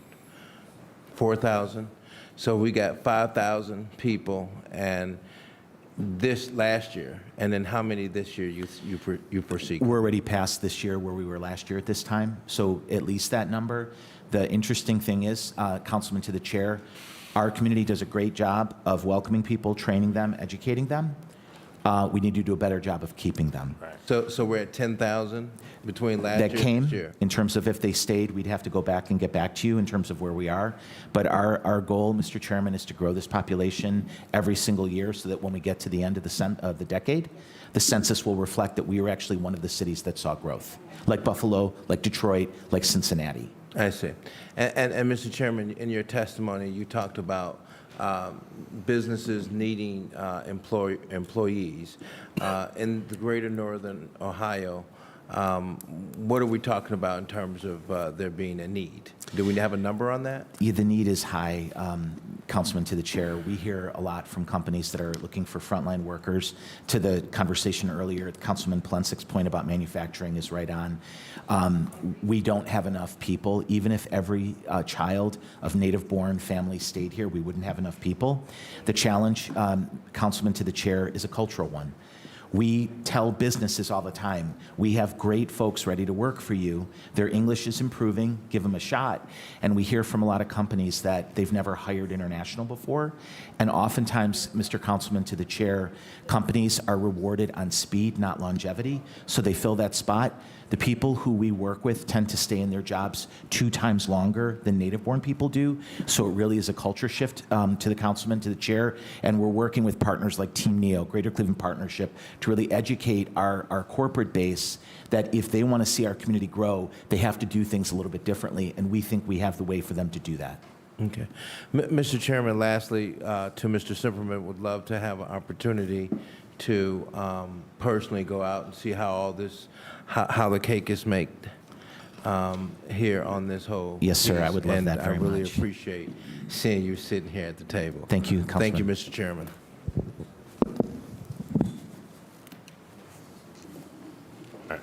Thank you, Councilman. And once again, I always want to make sure everybody knows that you can always follow up with the directors and have these in-depth conversations with them on site. So keep that in mind.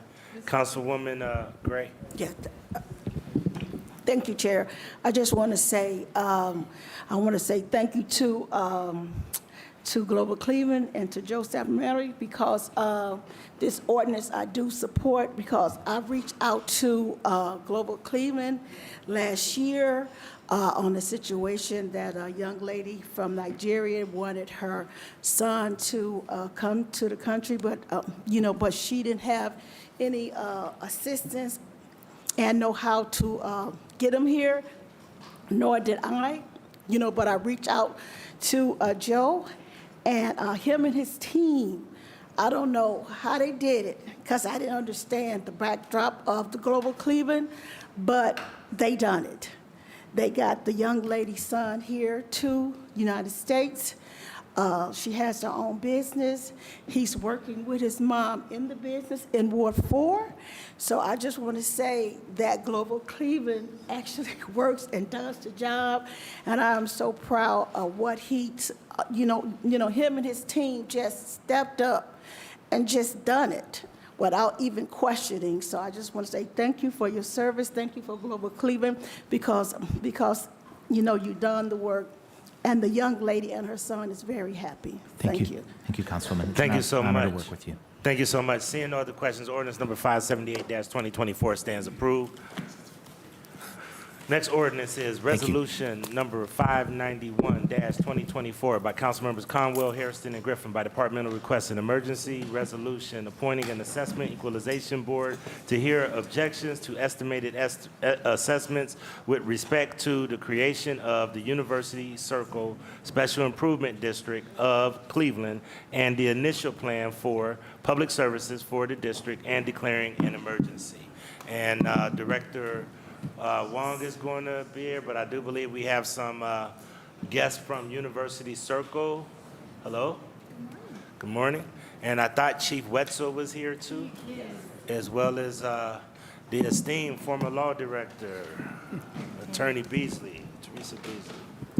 All right, please proceed. Good morning, members of the council. We are also waiting on Mary Cornelli, who is currently serving at Board of Zoning Appeals. She will be coming down right now to join us, as this is a function of the law department as well as planning here. So, as you may know, University Circle Inc. is set to have their first ever special improvement district. This was reviewed by DP&S, and part of that process is to appoint an equalization board, which is supposed to be a neutral party to hear any objections to the special improvement district. And this body is done with every special improvement district that is formed, and the law department has assisted us with finding candidates for this particular assessment board. UCI and the chief are here in case there are any questions specifically about the SID, but the matter before you today is the administrative creation of the equalization board. Thank you. Thank you so much. And Mary Cornelli, hopefully she may not be needed by the time you get down. Sure. Me and Councilman Conwell have been working closely together along with Councilwoman House Jones upon this. And is Ms. Baez? I don't see Councilwoman House Jones. I know that she's been, I see her here, but I don't see her name on this piece of legislation. Did you want to be on here? That's fine. Could we add Councilwoman House Jones on this piece of legislation? Thank you. All right. And I am in support of this. I know that we have already been through this. It has already been vetted before in DPS, and we slowed it down because UCI was going through several changes and several administrative adjustments, which I think have been outstanding. And I want to commend Ms. Borders as well as Chief Wetzel. I think that they have really come in and really changed a lot of culture and engagement in the area. This is really needed. I tell people this often. We have approximately 50,000, if not more, that comes into that footprint on a day-to-day basis.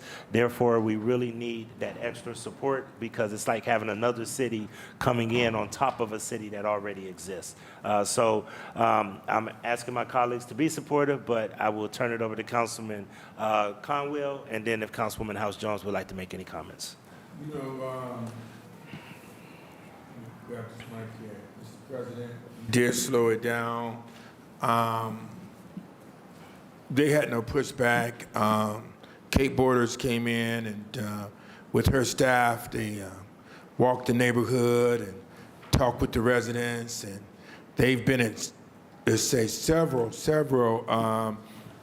community meetings and with neighbors to neighbors. They, I just saw the chief, matter of fact, many times in Mary Cloud Bethune Elementary School, he's in there talking with key stakeholders, the children in the schools.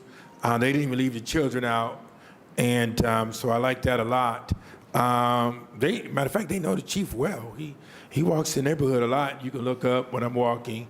He's out there talking with the people and listening to them, which is very, very good. And I like that a lot, because that way you're staying connected with the community. It's not just about pushing legislation by the chief, as well as Kate Borders walking the neighborhood and staying connected with the residents.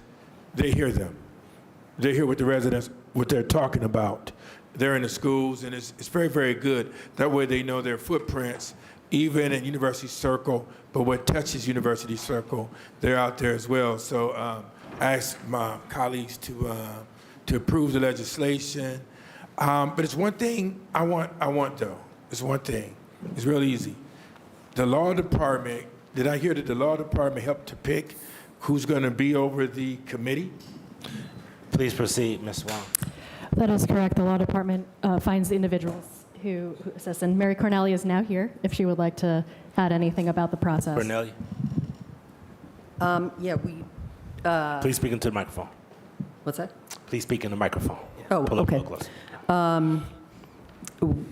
It's not really clear who for certain comes up with them, but I have to come up with the legislation ultimately. So I reached out to the mayor's office to see if they had individuals that, and so some of them came from the mayor's office, and then I've used people that I've had in the past that were really good for this, that agreed to do it again.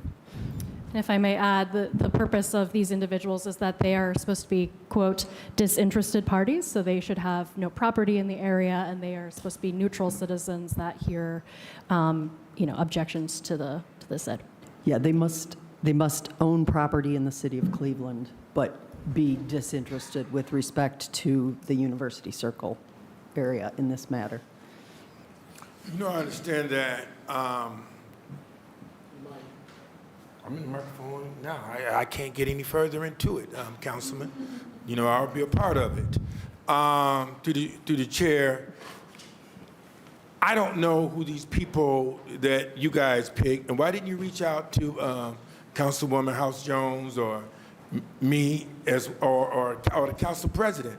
You reached out to the administration, but you didn't reach out to us, and we don't even know who you picked. That's not good at all. Ms. Through the Beasley. chair.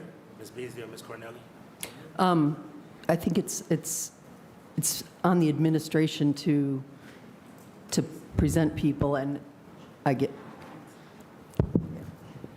Mr. President, Through the chair, If we get an illegal through the chair explanation to for it. the councilman, based on the revised code, it is the administration who selects the people, and they are approved by city council, and that's why we're before you today.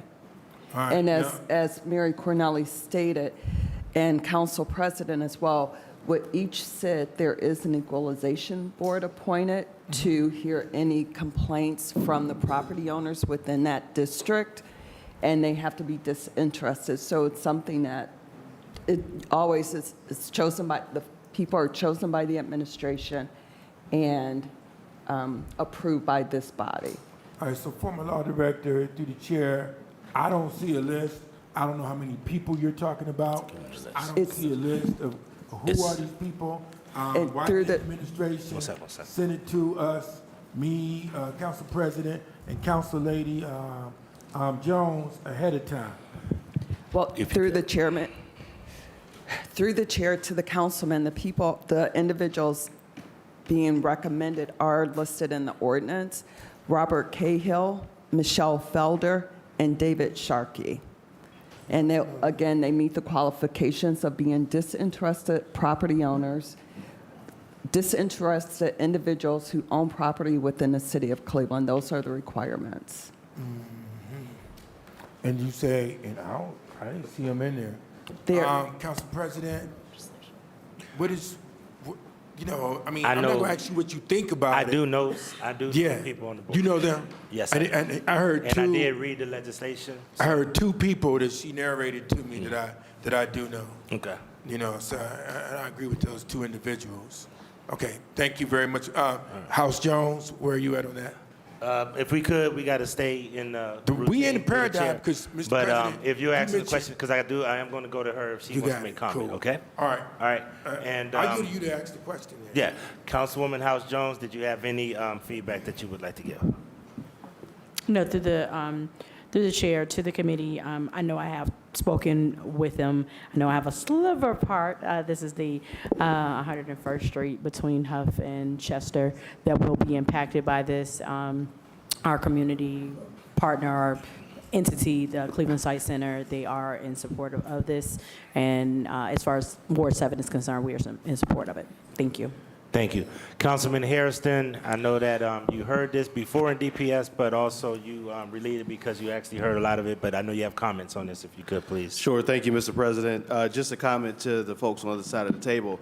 Regardless if it is a function of the administration to submit names, you would think as a courtesy to the council members who wards this is a part of, that there is some discussion had about who's going to be placed on this equalization board. Maybe, Mr. President, we need to change our code, whether our code has set, who's appointed or whatever the action needs to be taken, so that way there's a more engaged process as it relates to those who are appointed to the board. Whether or not you know them, this body has the ability to reject the names that are proposed. And we're here today, so I doubt that is going to happen today.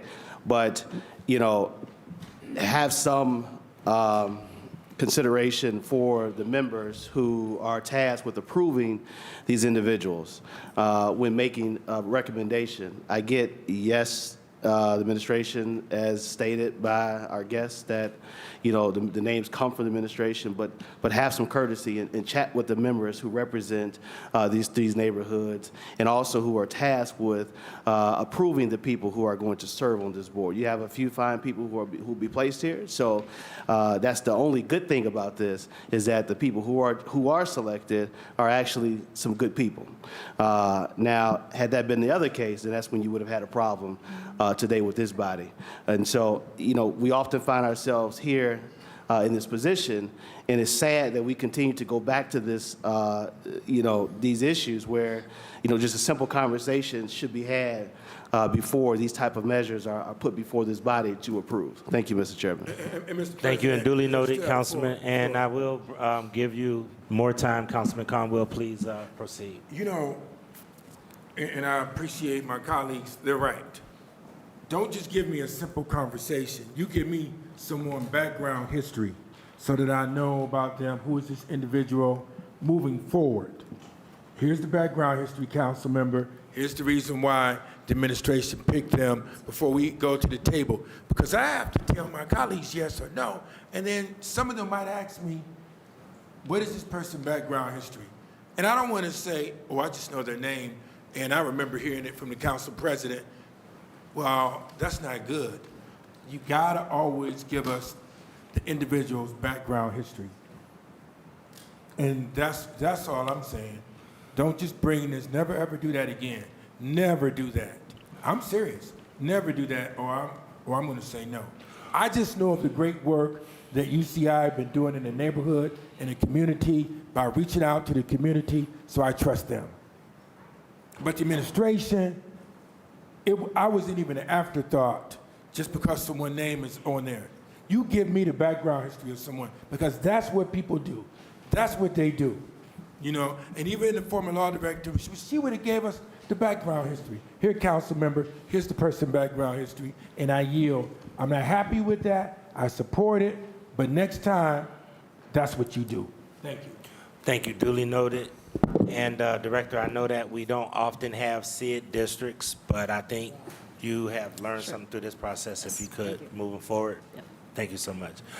Seeing no other questions, ordinance number 591-2024 stands approved. Please sign on. Thank you so much. Next ordinance is do this one first. Let's jump in. Ordinance number 542-2024, as amended by Council Members McCormick, Bishop, and Griffin by departmental request, an emergency ordinance to amend the title, the first and second whereas clauses, and sections 1, 2, 3, and 4 of ordinance number 532-2023, passed May 15, 2023, and to add 2 additional whereas clauses and new sections 1A, 3A, and 3B relating to the improvement for the Westside Market, to authorize an alternative grant agreements with Cleveland Public Market Corporation for an entity affiliated with or controlled by CPMC to provide economic development assistance for the design and construction for the improvement of the grant agreements. And the amendment is as follows. There is no legal objection to this legislation if amended as follows.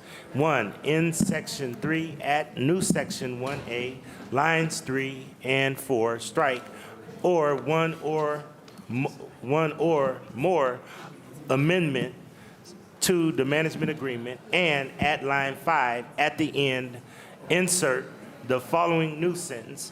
The Board of Control shall fix the total compensation to be paid for all design and construction and procurement necessary for the design build public improvement. Number 2, in Section 3, at new Section 3B, at the end, insert the following new sentence. The grant agreement for the grant agreement improvement shall require, without limitation, the following: a competitive procurement process according to applicable provisions of the codified ordinances, compliance with the prevailing wage requirements set forth in Section 185-33 of the codified ordinances and Chapter 4115 of the Ohio Revised Code, compliance with Chapter 187 of the codified ordinances to meet Cleveland small business, minority business, and female business participation goals, and compliance with Charter 190A of the codified ordinances regarding community benefits agreement as applicable. This was signed 5/30/2024 by Kevin Roberts, Assistant Director of Law. And I would ask if we could have Ms. Trevisano introduce everybody at the table. Happily, good morning, everybody. Jessica Trevisano, Senior Advisor for Major Projects. I am joined here today by board members and staff from Cleveland Public Market Corporation. To my right is Executive Director Rosemary Moodry. Next to her is the board chair, our board president, Dave Abbott. We also have our Vice President of Facilities, Jason Russell, and grateful to Director DeRosa and Chief Abanama for being able to help out as needed in this discussion. Thank you. All right, please proceed. Very quickly, just want to give a brief timeline of sort of where we're at and what the pieces in front of you today. So in May of 2023, Council authorized $10 million for capital improvements at Westside Market. Council then passed legislation in November of 2023 authorizing a lease and a management agreement with Cleveland Public Market Corporation. They started operating the market in April of this year. Just one other sort of aside and an update for this council table. The last time we were here, council asked that the board add 2 additional seats appointed by city council, which have both been added to there are 2 additional seats allocated for city council in their bylaws. Just a couple updates on where we're at with capital improvements at Westside Market. About a year ago, we were at the table talking about the over $50 million in capital improvements needed for Westside Market. Since then, Cleveland Public Market Corporation has engaged Project Management Consultants, LLC, to help the nonprofit obtain tax credits and other funding for capital improvements. Project Management Consultants is working with city staff, with Cleveland Public Market Corporation, to phase the capital projects needed for Westside Market in the manner that is time efficient, cost efficient, and also allows us to access new markets and historic tax credits, which will be over $10 million additional dollars, sort of free to the city, available for Westside Market. We are in the process of updating the refrigeration system and also in the process of updating the elevators at the market.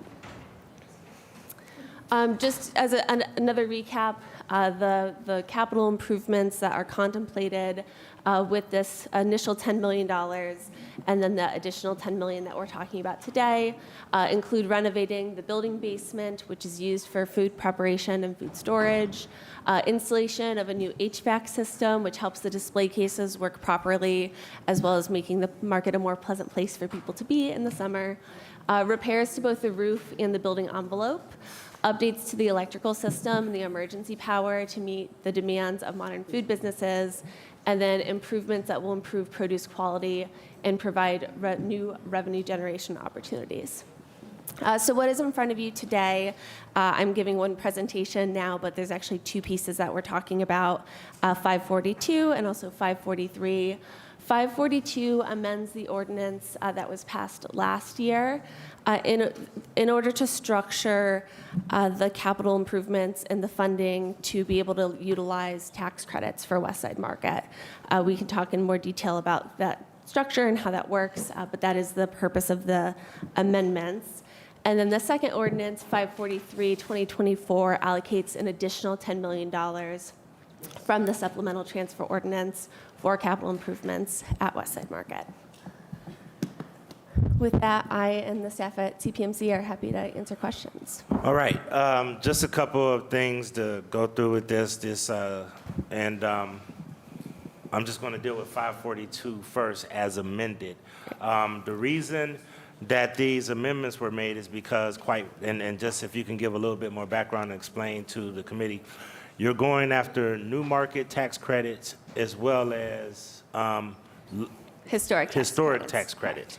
The new market tax credits are pretty much guaranteed, but the historical tax credits are guaranteed by right pretty much. Correct. But the new market tax credits, there has to be this unique arrangement that kind of insinuates that the building is not a government building, even though we are still the owner of the building. So pretty much it's almost like we're in a lease agreement with the new market nonprofit. Could you elaborate so that everybody can understand? And just so everybody knows, we spent some head-scratching nights trying to figure this out, and I was talking to Dave all the way over in Berlin trying to figure this out. So this is a lot of legal stuff, but if you could try to give a shot at simplifying to help everybody understand how this structure works. Absolutely. Thank you, Council President, and thank you for your effort, Councilman Bishop, Councilman McCormick, for really talking us through and workshopping this piece of legislation.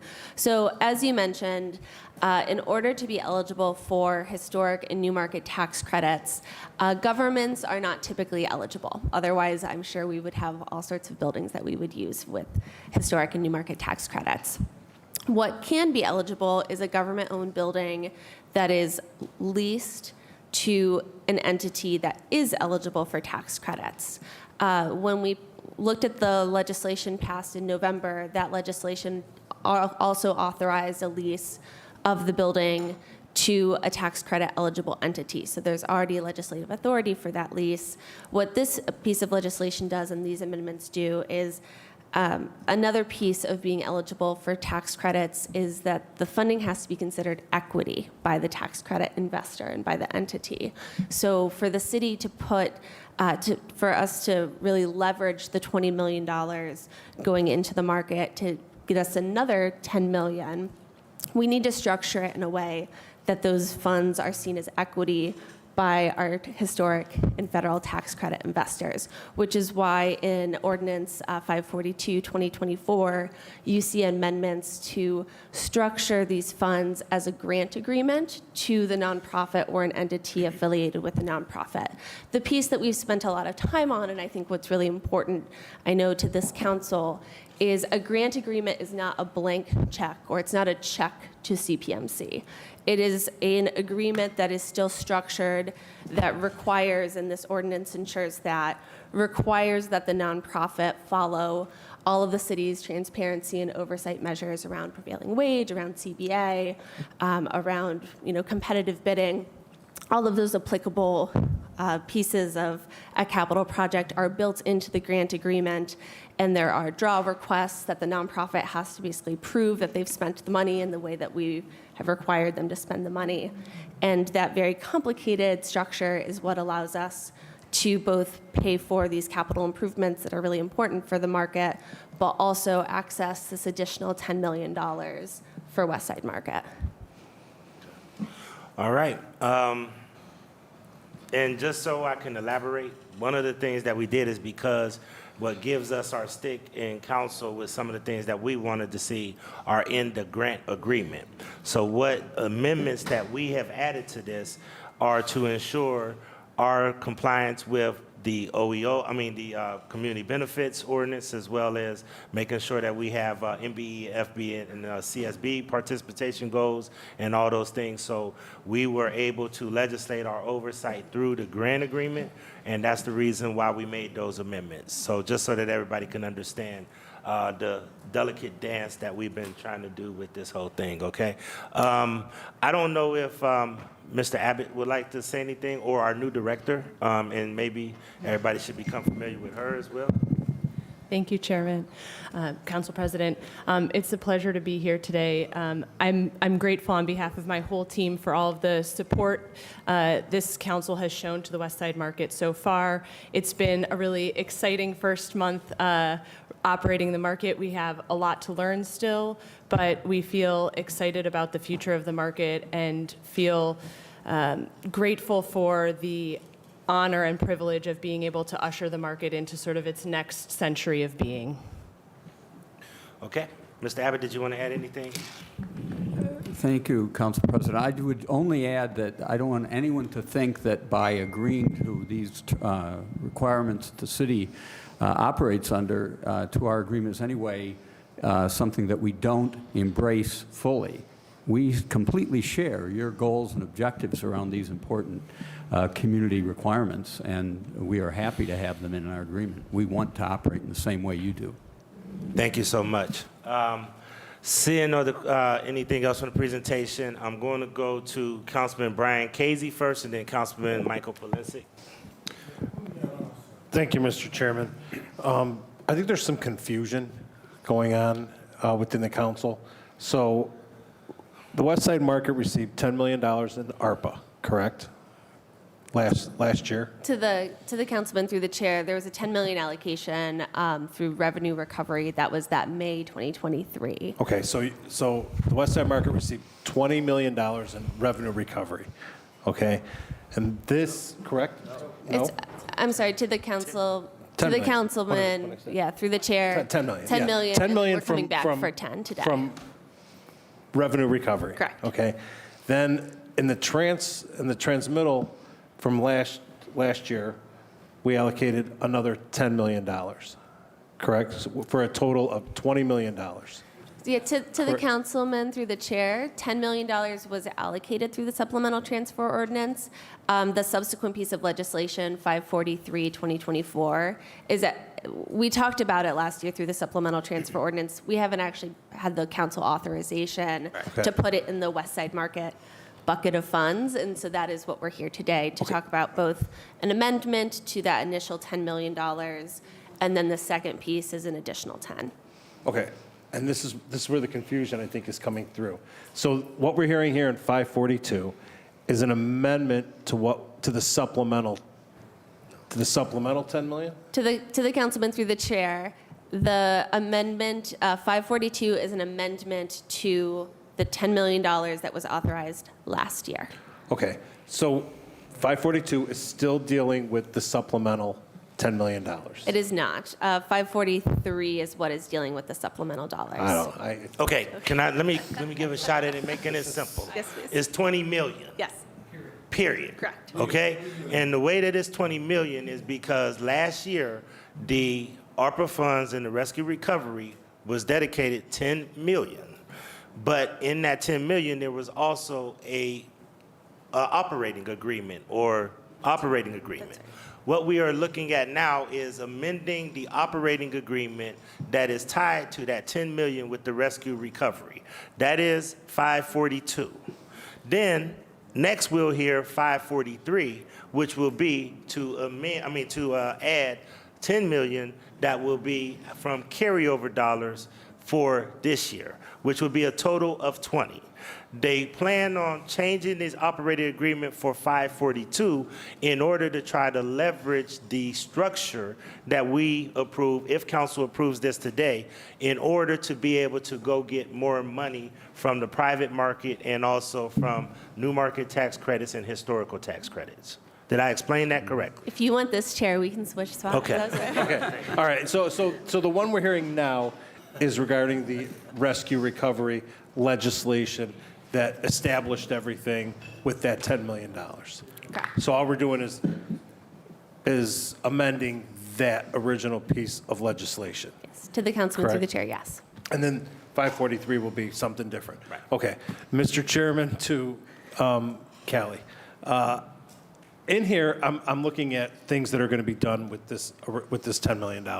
And part of that is roof repair. Now, long before this administration became into effect, and Director DeRosa, probably even before you were the director, this council allocated a couple of $1 million for the roof of the Westside Market. And this was probably 5-7 years ago, long before anybody was here, however it was, whatever. What's the update, Mr. Chairman, to Director DeRosa or Ms. Mercerman as to where we are with the repair of the roof, and how long has it been since money's been allocated for that roof? Yeah, to the councilman through the chair, I'll start, and then I'll ask Director DeRosa to fill in. I believe the bond funding for the roof, I think it was about $3.3 million allocated in 2022's bond allocation. So I think it was sort of within the time that I've been in this role. Those funds are still allocated and intended to be used for the roof. In the meantime, we've been working on refining the roof plans and looking broadly at the building envelope to have a more cost-effective and time-effective project. And additionally, as we've explored these historic and new market tax credits, have come to understand that by bundling the $10 million of projects, the $20 million of projects we're talking here today, with those $3.3 million in roof bonds, we'll be able to capture even more money from historic tax credits. So that project is still ongoing. We're still working through kind of all of the details and just trying to make sure that we're leveraging opportunities for additional dollars where we can. Through the chair to the councilman, so as Ms. Trevisano said, we were basically ready to go with the roof project, but the market wanted to bundle it together with the other projects that are coming, so that there's credit, if you will, for an investment into the market as they prepare for the new market tax credits and the historic tax credits. So that amount was just over $2.4 million, and that was 2022. But it was a purposeful action not to start that project until the market's organizational structure and plan for future improvements was put into place. Well, Mr. Chairman, to the director, in 2022, the roof was falling in, right? And that's the way everything was presented to us, that we needed to put all these capital dollars into the Westside Market. But here we are, even if when we passed that legislation, we'll just say it was 2022, nobody knew where we were going to be today, right? So the question is, Mr. Chairman, to whomever can answer this question is, these dollars are allocated now. When are we going to start seeing these improvements at the Westside Market? I mean, you have the money for the roof. You're getting, your additional at least $10 million more. When are we going to start seeing the improvement to the Westside Market? To the councilman through the chair, one, I will say we have done some multiple short-term repairs to make sure that the roof is, stabilized in the short term. The roof is still an immediate and urgent need. The nonprofit, and Rosemary can talk more to this, but with the way that the tax credits are structured, we anticipate that we'll be able to close on those tax credits by the end of this year, which means that they will be starting, they are already starting work on architectural and engineering, which is the first step to a project like this. Work is going to be underway by end of this year, early next year, on a huge package of projects for Westside Market. All right, and then one last question, Mr. Chairman, to the director. In your little packet there, can you tell us how much money we've allocated to the Westside Market over, we'll say, the last 10 years for improvements to the market? So through the chairman of the councilman, so this is kind of split up into categories of work, including work that has not been authorized or funded regarding master plan projects. So I don't have. How about just in capital? Yeah, so we had current capital work was at 6.1 million. Work that was executed through Public Works' procurement or requirements contracts was 1.6 million. Prior funding, which would include let's see if that includes the roof. 8.3 for prior funding, some of which is done, some of which is not. Elevators, which you asked about last time, very long lead time for elevators. That's encumbered, they're ordered, but it's not done yet. That would be included in the 8.2. And then from there you get into projects that are not yet authorized. So those would be the three categories that we would add up. All right, thank you. Thank you, Mr. Chairman. Thank you. Councilman Jones, just on that point. Yes, thank you, Mr. Chairman. Can you provide a list to us of those, first I'm for the improvement of the Westside Market. Can you provide a list of improvements that are needed for the market? I know that what you have here right now, if that could be made available to us. Can we make that available to Mr. Titron to make all the improvements that are needed for Westside Market? Yes. Thank you so much. Councilman Michael Polisic, Conwell Starr, Jones is back on. Thank you, Mr. Chairman, my honorable folks. I've always been a longtime supporter of the Westside Market. Some of my fondest memories were going there with my grandfather when I was a kid. But following up on Councilman Casey's and others' line of questioning, we have, in essence, $20 million before us today, the amendment and plus the new piece of legislation. I predate everybody that's here at the table, so I can tell you, I'm trying to think when did we do the windows and the doors? Let's see. Through the chairman of the councilman, so we did the arcade doors with 2021 capital funds, and then the windows. To the council, sorry. To the councilman through the chair. One, I will say I do have a list of all of the repairs that have been done at Westside Market from 2012 on that I am happy to share.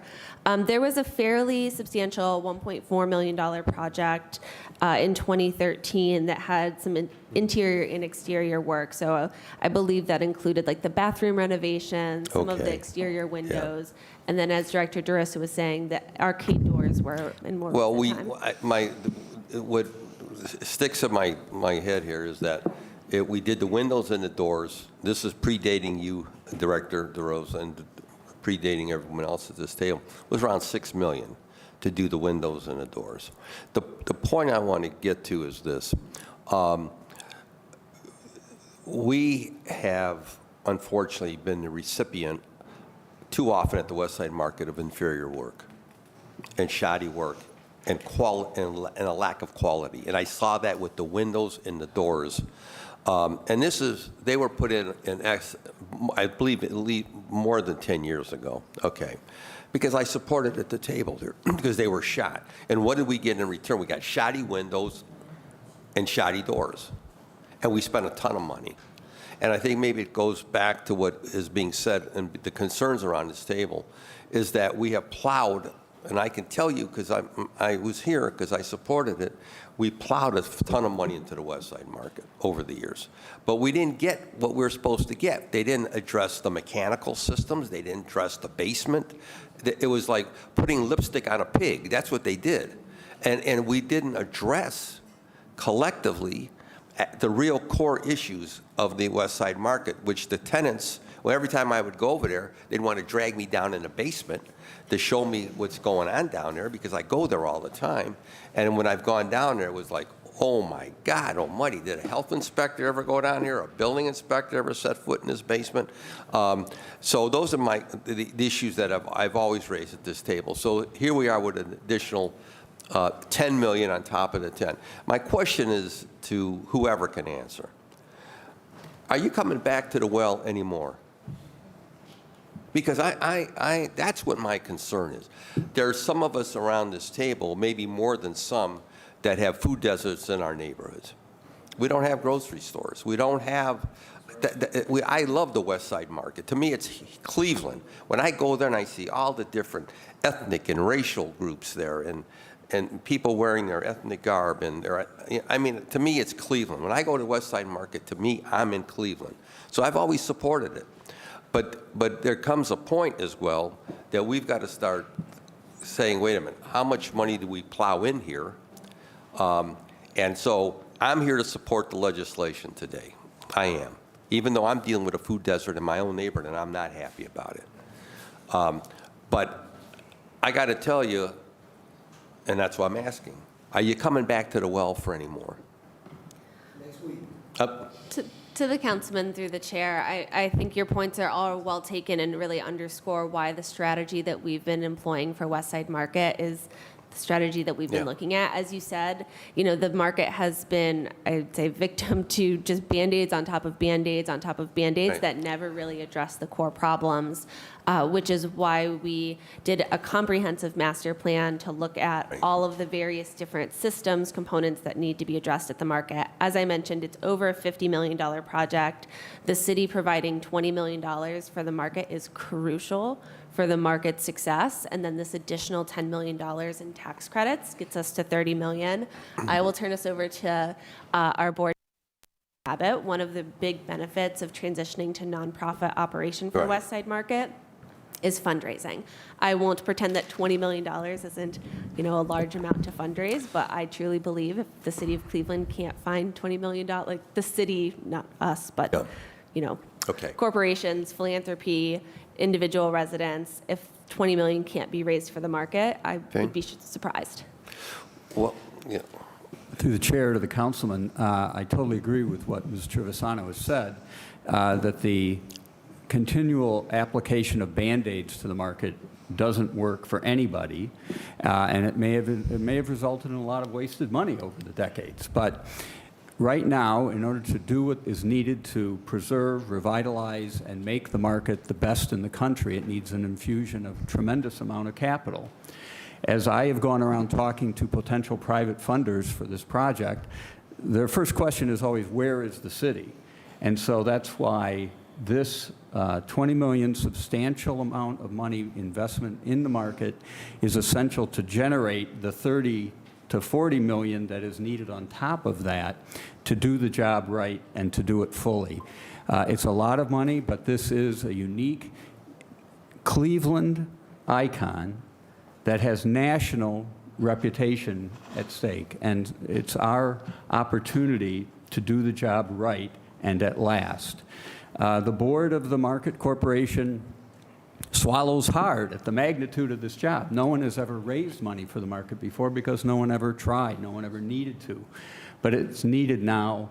It's the job we are willing to take on. We need it to be a partnership with you, and that's why we hope you will support this legislation. And Mr. Chairman, to David, that's why I supported the creation and implementation of the nonprofit. Because I saw and I witnessed the mismanagement. I saw the market as a dumping ground for political cronies and hacks over the years, where you couldn't find any place else. You dumped them at the Westside Market, or you dumped them at CPP, or wherever. I mean, I witnessed all that here, from one administration after another. So that's why I was here to support this implementation, and because I thought that's the way to go. And I know, and Councilman McCormick has been a real advocate for the market and going with the nonprofit structure. I just want to make sure that the money that we've applied, because we're all, the 17 of us, and it's soon to be 15, we're under great stress. People asking us to support things in our neighborhoods that we need. Again, we have food deserts all over the city. A big concern of mine and my colleagues. I just want to make sure that the dollars that we're allocating now are not going to be blown and misused like they have been in the past with shoddy work, shoddy material. It just, when I think, because again, I was here, and I can think of all the things that we supported for the market. And you look at the cost estimates today of what, 40 million to do the repairs? Over 50 million. 50 million. I mean, Madone, okay? I mean, what did we spend all this money for in the past? Where did it go and for what? So I want to make sure that I want to be supportive, but I got to tell you, to come back to the well again, it's going to be real hard. It's going to be real hard here because of all the pressures. Council President knows it. We're all we have great pressure and stress on this. So I just want to say I'm here to be supportive, but man, I tell you, it comes to, we just got to, for the 20 million you're going to spend, it's got to be done right. And you got to get the right materials and the right contractors and et cetera, so we can start to resurrect and save this magnificent part of Cleveland's history. You forget, I have a historical perspective. I was here when we, think about what we had and we lost. We had our own zoo. We had our own transit system. We had our own sawmill. We had our own aquarium. I could go all the way down the list of things that we once had here. And we blew it because of mismanagement and cronyism and everything else that led to the demise of all these things we once operated. And the Westside Market is one of the last things we have left. And so I want to make sure what the money we're allocation is spent right and does what it needs to do out there. Thank you, Mr. Chairman. Thank you. Councilman Richard Starr and Councilman Kevin Conwell.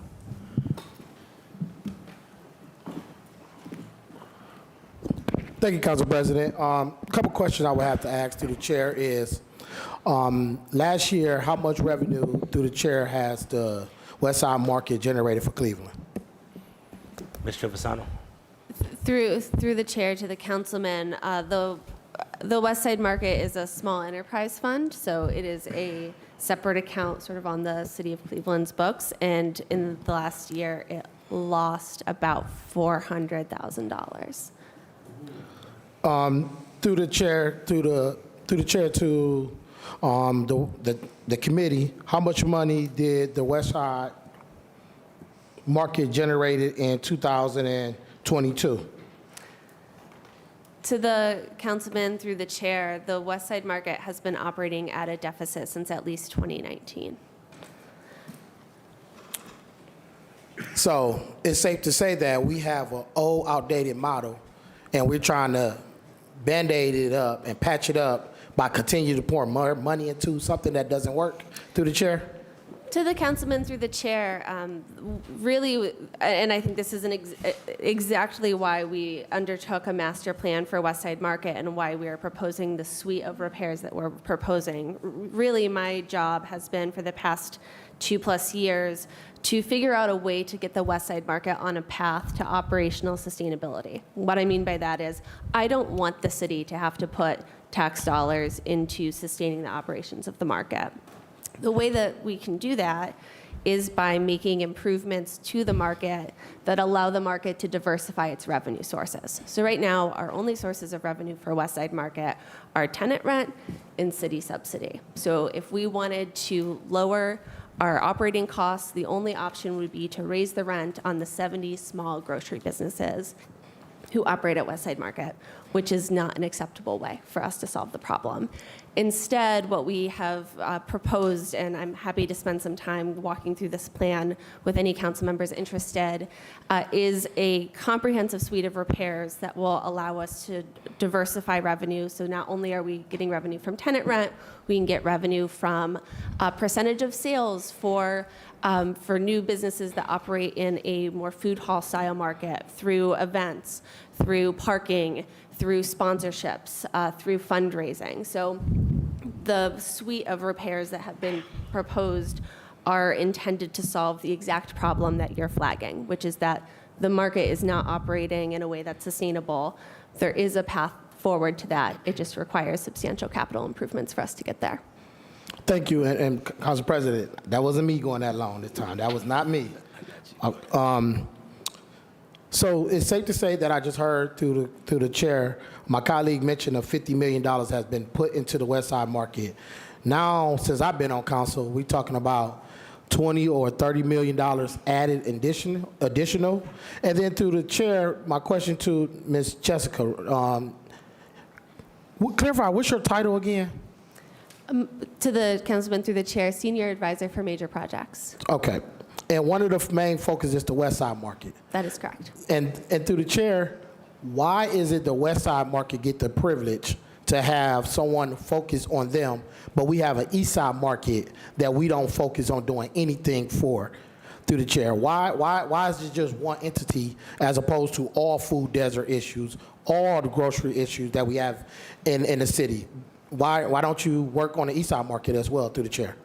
To the councilman through the chair, there is an individual employed by the Department of Public Health. Her name is Zainab, whose focus is on food security. So her and I have, we overlap and we work with each other, but my focus has been on Westside Market in really solving this operational problem that we just discussed around how to figure out a financially sustainable future for Westside Market. So that has been my focus. There are individuals in the administration focusing on food security.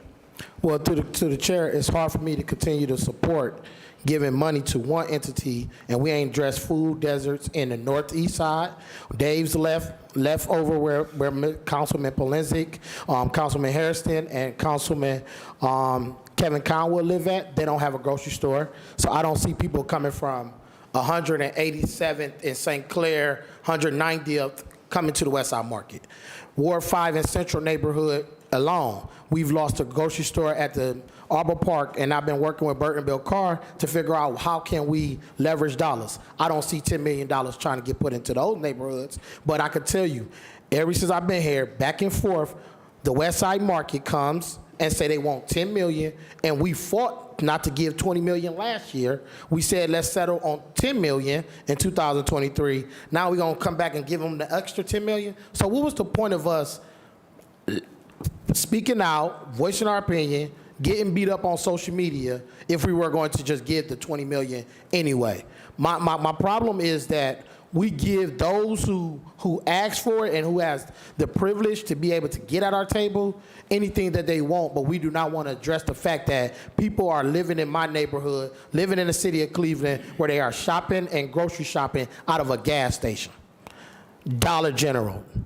But that ain't a problem. But it's okay to just continue to spend millions and millions of dollars on an organization that is not producing any revenue. In what line of business does that make sense? We just heard that we had a short deficit of, we was in a hole $400,000 last year. We've been in a hole since 2019. So if I wanted to just give through the chair, what's those actual deficits that we had since 2019? To the councilman through the chair, they hover around anywhere from, it's increased year over year, but somewhere between 100,000 to just over 400. So we losing millions of dollars, but we want to put more millions of dollars into something that we losing funding in. Like, I don't know about everybody else. Boyle and Wallace didn't teach me that. With my master's degree program, if it ain't working, it ain't working. But we want to say, okay, this is something that is very historic. It was something great back then. That does not mean it's still great today. This model is not working. And now we gave it, the Westside Market operations, over to a nonprofit. How much money has this nonprofit raised? Through the chair. To the councilman through the chair, the nonprofit just started operating the market a month ago. They have already been in deep conversations to do fundraising. They don't have any fundraising numbers to report at this point, but we feel that it's really promising to raise funds. So the nonprofit just getting started up in April, and now we're in June. We need to give them $10 more million to do what? I mean, to Council President, to the table, if you don't have your house in order ready yet, why are we still giving you more money? Through the chair, if they're supposed to be the nonprofit that's supposed to get it up and rolling, to be able to generate more revenue, to figure out ways to fix the Westside Market. I mean, they haven't done that yet. So why are we continuously give them more money if they still operating basically in the old model because they just getting up and started through the chair? I'm sorry, to the council person through the chair, I'm not sure what the question is. So what I'm saying is the nonprofit just started, right? They're managing the Westside Market. They have not got up and ready to be able to function in the right manner to be able to raise and generate funding. So since they haven't got that to that point, why would we give you more money if you still are operating in the old model? Through the chair. Yeah, to the councilman through the chair, the nonprofit is, and maybe I need to separate out some of their roles. So they are operating the market, so doing day-to-day operations, simultaneously setting the foundation to launch a capital campaign, which takes time, and then simultaneously working with project management consultants and with the board and with the talented team of staff to get ready to execute on the capital improvements. As we mentioned earlier, this is a really complicated financial structure. So in order to access federal and new market tax credits, there needs to be the funding that the city is going to allocate set aside and allocated to those projects to then apply for the financing to get an additional $10 million. And then while all of that is happening, the nonprofit will be fundraising for the additional dollars that they need to complete the capital improvements. Meanwhile, they're coming up with a phasing schedule and working with architecture and engineering to really set the project schedule. So they are well positioned and well prepared to start executing on these capital improvements. It's just a long process. And I'll wrap up, Council President. That's the same thing they said last year when we gave them $10 million. The same ways of functioning to get up and running, to do all these extra ways to go after additional funding was the same thing they said with the last $10 million. So now we get asked for another $10 million, another $10 million, another $10 million, but it does not address the issues in my neighborhood. I'm going to speak up for my neighborhood, and I'm not about to say I'm from the east side, and I'm not going to speak up about how we don't get the same representation, we don't get the same amount of funding, the same efforts. Like I said, people are shopping in gas stations in my neighborhood. People got transportation, public transportation, or walking is their number one source of transportation, and we ain't putting no food issue. We're not solving no food desert issues in my ward or in other wards on the east side.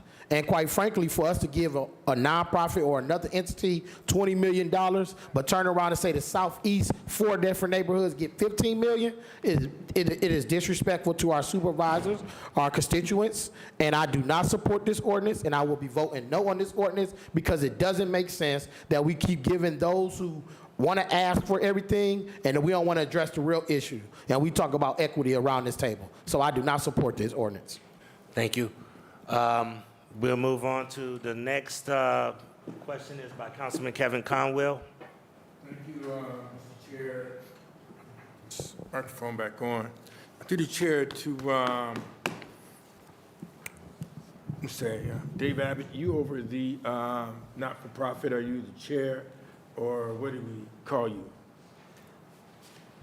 Through the chair to the councilman, my official title is president of the board of directors. All right, and you guys are out, and your master plan, how is that, and you, as well as your strategic plan? I heard you've been losing dollars, and you inherited that, losing the money, but when you create your strategic plan, you guys are going to meet quarterly to take a look at it, to make sure that you are on track, through the chair to the president? Through the chair to the councilman, yes, that's correct, Councilman. The master plan for the market includes many aspects. One is, of course, the physical requirements of the building. And yet we know that if we are going to repair the building and make it competitive in the 21st century so that the merchants and the entity itself can operate successfully, we also have to look at the operating model of the building, and that's why some of the master plan physical improvements, as Ms. Trevisano said, address the opportunities to create new revenue streams for the operation of the market, principally through a food hall where we can have a rent structure that subsidizes, frankly, the small businesses that are already in the market, but which also generates net revenue for the whole operation. And the other is event spaces where we can generate money from the rentals for events. But another key component of the master plan are things that are not physical in nature per se. They are programmatic so that, frankly, we can help. We cannot solve, but we can help address some of the food access issues in this city by thinking about the market as something more than just a building at West 25th and Lorraine. The market has a brand. The market has assets and resources in the form of its merchants who have expertise in food. We have the opportunity to do instruction of young people. We have already had conversations with Cuyahoga Community College about creating some network of food trucks that would be co-branded that could go to neighborhoods without supermarkets and help to address food access issues. We can help instruct people on healthy eating and the importance of that. And we can act as an incubator of new food businesses that would like to get into the space by creating, again, going back to the physical improvements, by creating a kitchen in the market that does not exist, so that we can not just generate new revenue, but we can generate new businesses for the community. So the master plan has many elements, but we are looking not just at the importance of doing quality physical improvements, but doing quality programmatic additions to the life of this community. And by thinking of the market as a force that goes way beyond the way we've thought about it historically, we believe we can do that. That's what the board of the Public Market Corporation wants to do. We want to take on that role, but we have to fix the building first, frankly. In sequence, we have to do that. So let me ask you this question in your master plan, because you, who's working on it now, and through the chair, and where's the master plan at this moment that you're working on, through the chair to the El Presidente? Yeah, to the chair to the councilman through the chair, I'll hand it over to Rosemary Moudry. So the master plan, just to be clear, has both physical elements, and we call those the master plan improvements. Those are the improvements that we are in the process of getting more detailed design and architectural engineering for. But then there's also the sort of programmatic elements of the master plan that Rosemary and her team have already been working on. So I think on the programmatic side, some of the early things that we're beginning to work on through the chair to the councilman are things like being able to, while we're working towards long-term physical changes, is being able to be a little bit more nimble in the short term and engage short-term small businesses, giving them opportunities to use the platform of the market to get their product out. So we had only been operating the market a couple weeks, and on Mother's Day we did a very small day stall pop-up where we brought in several businesses, and we are able to, as a nonprofit, think about the balance and the types of businesses we want to bring in.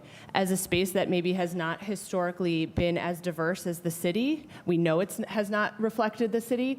That's one of the things that allows, from a nonprofit perspective, we can be mission-based. We can think very strategically about who we're engaging with and how we're reaching out to businesses and who we're including in our conversations, right? We're not just waiting for an email to the, leasing at cityofcleveland.gov. We're able to go out and start building relationships and think about how we can reach more deeply into neighborhoods. So I would certainly welcome, as we build out some of our programmatic elements and do some of these short-term initiatives while we do major construction and renovation, I would welcome, chatting with any one of you at the table if there's things that are happening in your neighborhood that we could use and help support maybe small businesses or folks who want to explore being a small business. We can use the platform of the Westside Market to be that, right? It has a brand, it has a name, it attracts tourists, it attracts local folks. We're neighbors, so I live on the west side, on the east side in Glenville myself, and the Westside Market is one of the best grocery stores in the closest distance from my house, and I think being able to help help it serve as a unifying force across the city is one of the key pieces of our mission. So let me ask, here's the other question.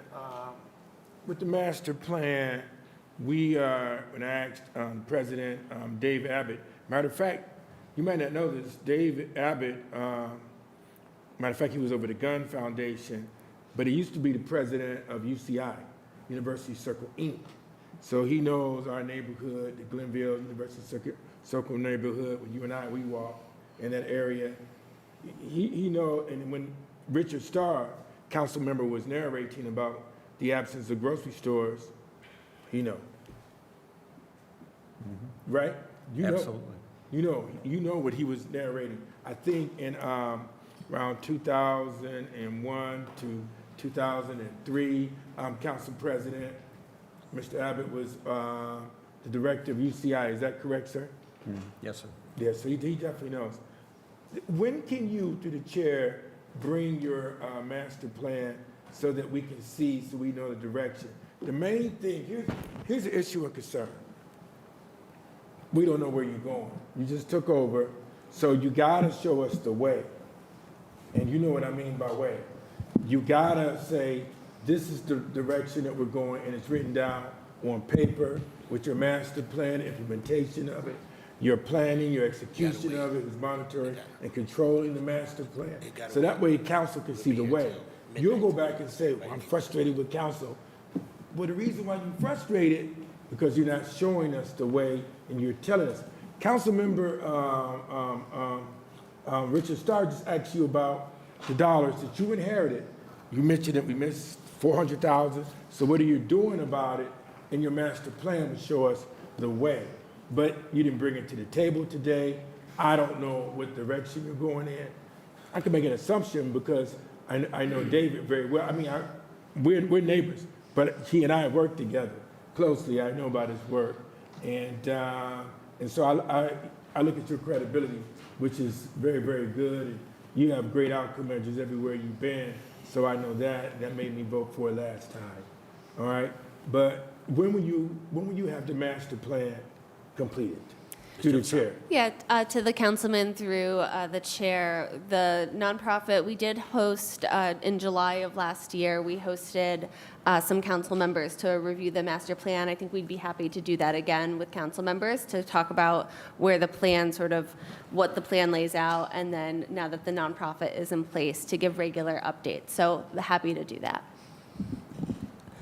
To the councilman through the chair, I also would welcome, I think it's so much easier to see how the master plan is going to work with a visit to the market. So I would happily, I've had the opportunity to host some of the other council folks. So just extending an offer to, happy to have a one-on-one tour of the market or come to your office and walk through the master plan, whatever is the easiest for you. But I would love to have the chance to walk folks through it, because I think it makes it a lot easier to see what physically needs to change in order to really make the operations function in the way that they need to.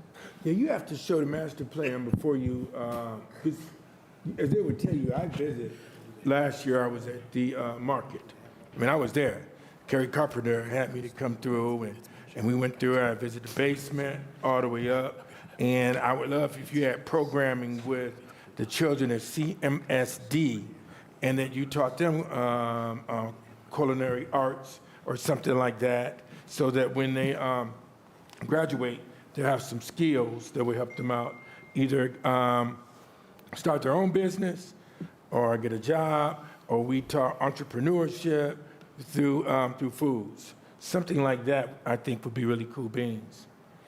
And I'm going to wrap it up in a second. Mr. President, I mean, I'm there because I understand.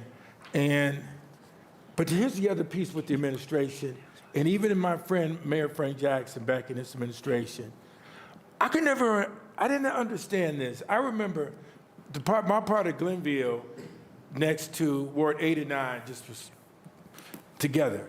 And then the East Side Market was closed. And for years, in the East Side Market, no one from both administrations put anything into that market. And then the people in the community, especially the northern part of Glenville, cancer, diabetes, the whole 9 yards, there was never, ever a sense of urgency. And then Councilmember Jeff Johnson recruited Neon. I inherited when we did we integrated the wards together, redistricting of the wards, and I kept pushing it through. But I looked at it and I said, well, you know what? Why did he have to go out? As you know, Councilmember Anthony Harrison, no one came to the rescue of the residents in the Glenville and the Huff neighborhood and Collinwood neighborhood. Former Councilmember Johnson had to go out to recruit Neon. And Neon spent at least $6 million. Was it six? At least $6 million to get that up and running. No council members talked about it, nothing like that. Diabetes, people were getting their legs amputated, the whole 9 yards. And they had to come in, Neon, to create the Eastside Market. Now, moving forward, the other guys out the way, we should revisit that to have the city to come help Glenville and Huff and Collinwood that's in that neighborhood. One resident told me, I'm not arguing with you guys because you gotta be able to build it and you inherited the Westside Market, but we gotta have equity, the East Side as well as the West Side. You gotta have that. And that the city still owns the East Side Market, Mr. President. They didn't sell it or give it away to Neon. They own the East Side Market, and they lease it to Neon for $1 a year. $1 a year. And Mr. Austin came in and he said, I want to make this thing right so we can help, because the city not coming in like the city is coming in now, asking for $20 million. And they will be back again when things start falling apart. But it's up to Dave Abbott and his crew to tell us and not wait to the last minute, because they have a plan. And if they start losing $20,000 or $30,000, whatever the case may be, they got to come back and stop the bleeding, because they have a master plan. They have no excuse right now. Isn't that right, to the President, David Abbott? And that's You got a plan. Before you didn't have that, but you have it now. It's there. And so this East Side, West Side, is Kerry McCormick, Councilman Kerry McCormick said, shouldn't exist. So I'm there for the market, but you got to look at the East Side also. And you have to look at the East Side Market. And you have to look at healthcare inequality that's in Glenville and the Collinwood neighborhood, in that area as well. Because it has to be seamless. It has to be seamless with the East Side as well as the West Side. And that's all I'm saying on that part right there. All right, So I'm thank there you. with David. Thank you, Councilman. And, Appreciate it. and Rosemary, I'm sorry, with Thank you as Councilman. well. Thank you. I have Councilman Joe Jones, Councilwoman Stephanie House Jones, Councilman Harrison, and then I believe Councilman McCormick is going to wrap us up. Thank you, Mr. Chairman. It's always great to have historical memory at the table. Mike Polensik has been here and cut the ribbon when they started the Westside Market. Thank you. Thank you. Thank you. Thank you. I love you, Mike. I know, yeah, right.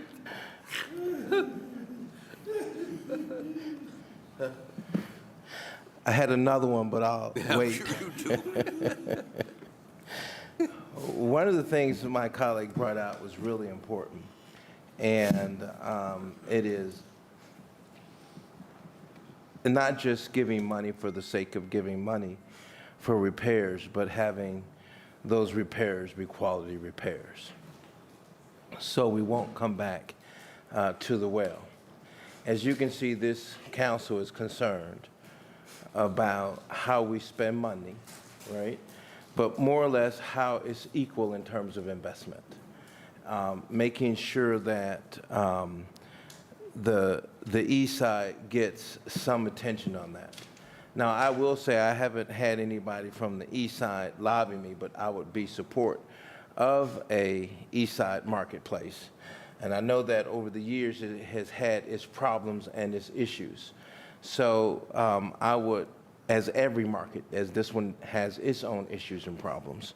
One of the things that are concerning for me is how do we make sure that what we're doing here, we're saying we're doing it here, and are we going to the state as relates to getting funds, and if so, where are we with that?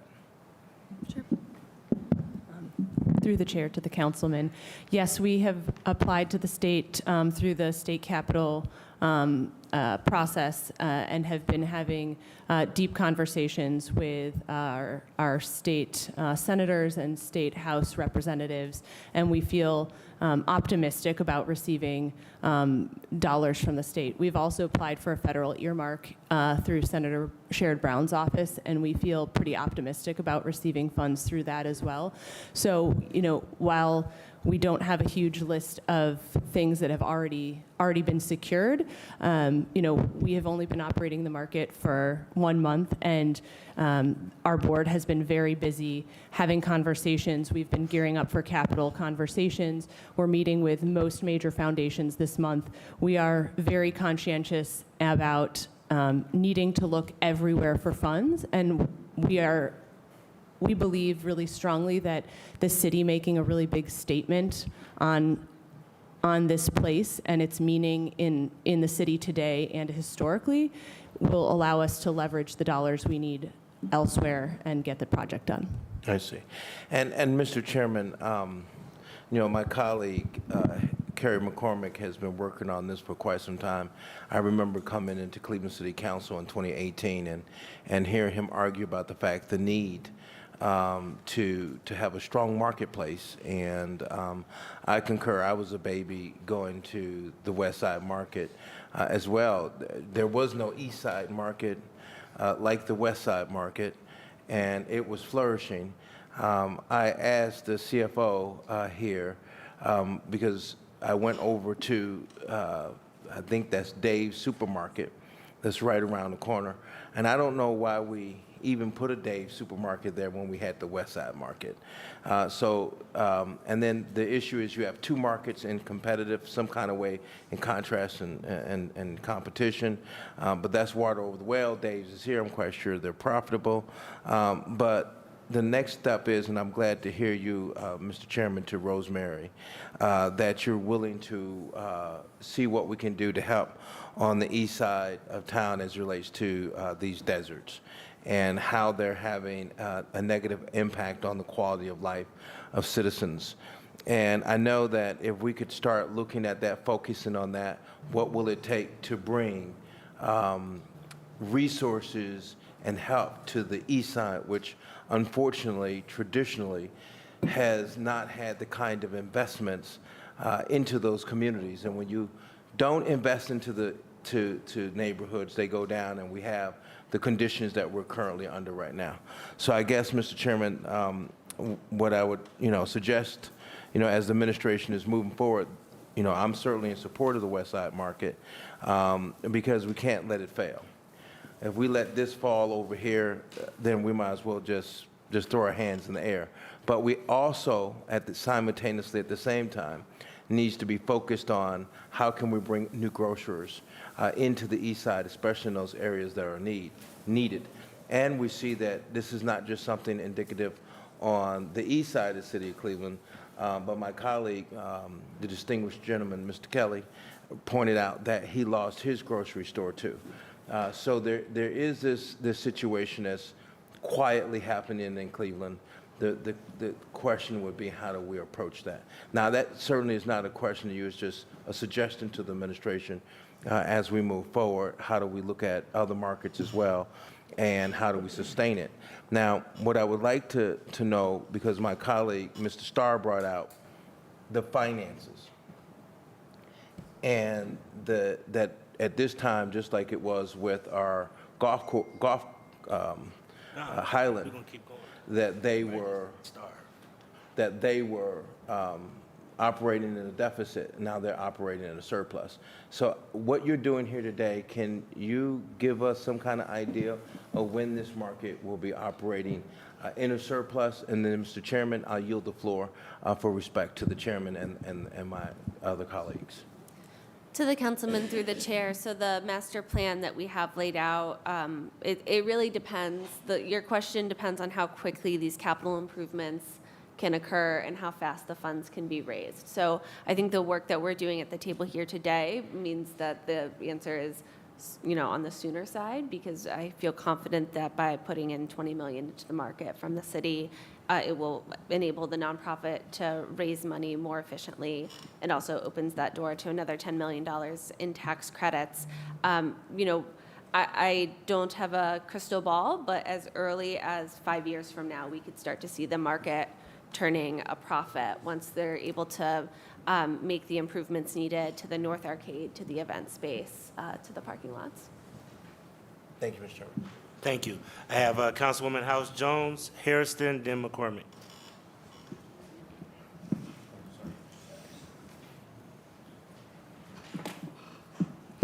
Thank you. Through the chair to the team here. I did have a resident that asked a question about if there were backup generators at the market, and if you can talk about it.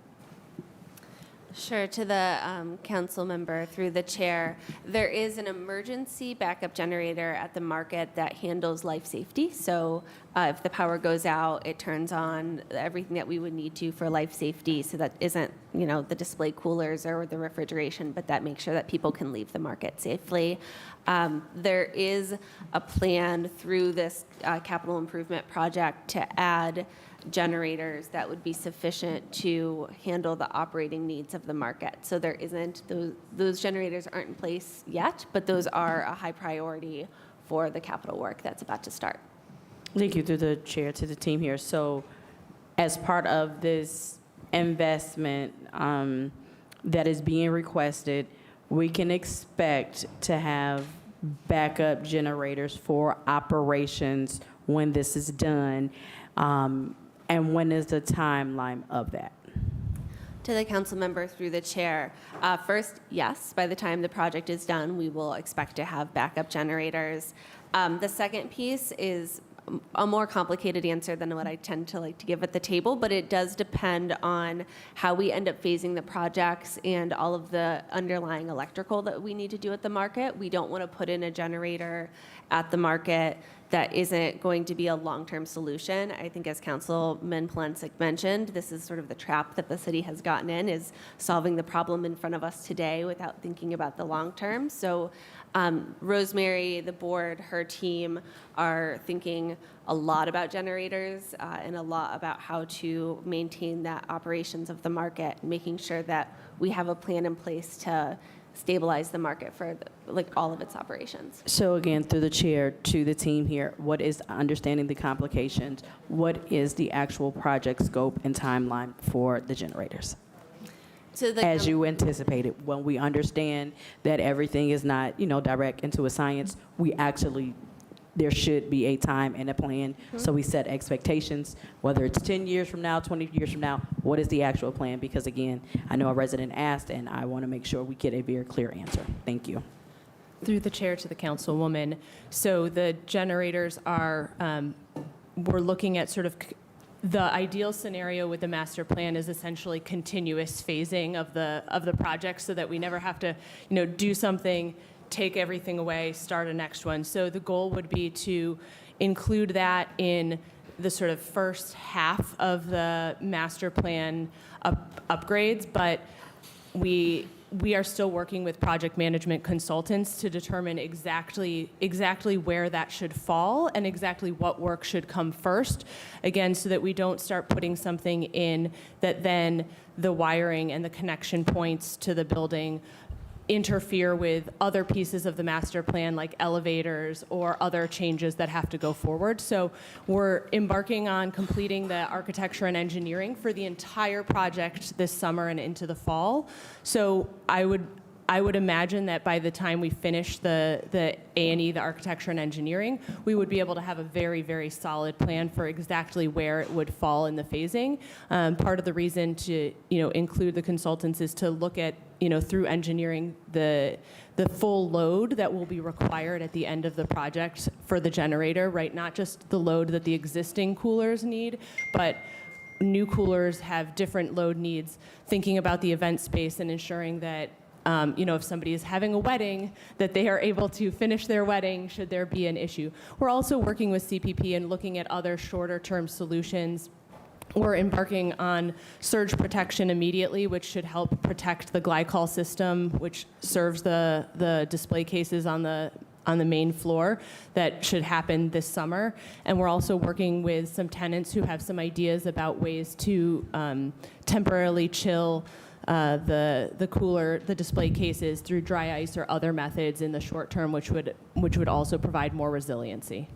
Okay, so through the chair to the team here. So you do not have the timeline as to when you were going to do have the time of when we will have the plan for the operational generators, but you anticipate being able to definitively say it based on the project scope by the fall that you can report on definitely based on this investment of when we're going to do it. Is that what I'm hearing? So we can end this part. To the council member through the chair. Okay. Yes. Thank you. Thank you, Councilwoman House Jones. Councilman Anthony Hairston. Thank you, Mr. Chair. I won't be too long. Just a few questions I have and comments. I know there's been mention, kind of glossed over, the community benefits. Can you, through the chair, to the team, go into the CBA? Has the CBA been completed for these dollars that we are providing for the work here at the market?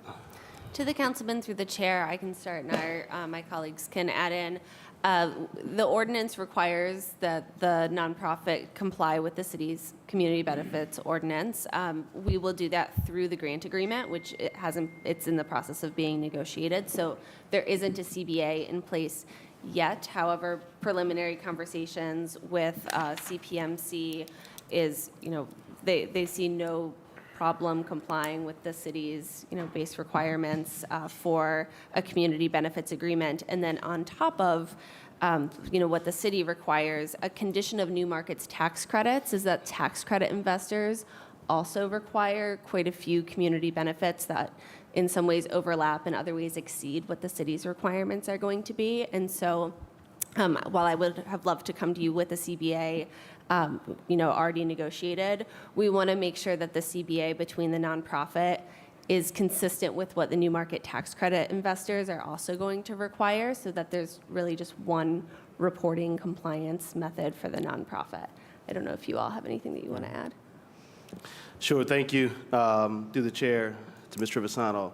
So what you're saying is that because the New Market tax credits will also require its own set of rules, then we should not move forward with our local rules until you know the direction of the New Market tax credit requirements that these individuals, the investors, will require. Well, what if it's not as bold as what we set forward in our ordinance? To the councilman through the chair, the nonprofit has already been and will continue to be functioning with the assumption that the requirements set forth in the city's community benefits ordinance will be what they are operating under. I'm just saying that there might be additional requirements on top of that might come through in our grant agreement. So we can already assume that they are already operating under the CSB requirements, the competitive, all of those that were Sure. built So into to the CBO. chair,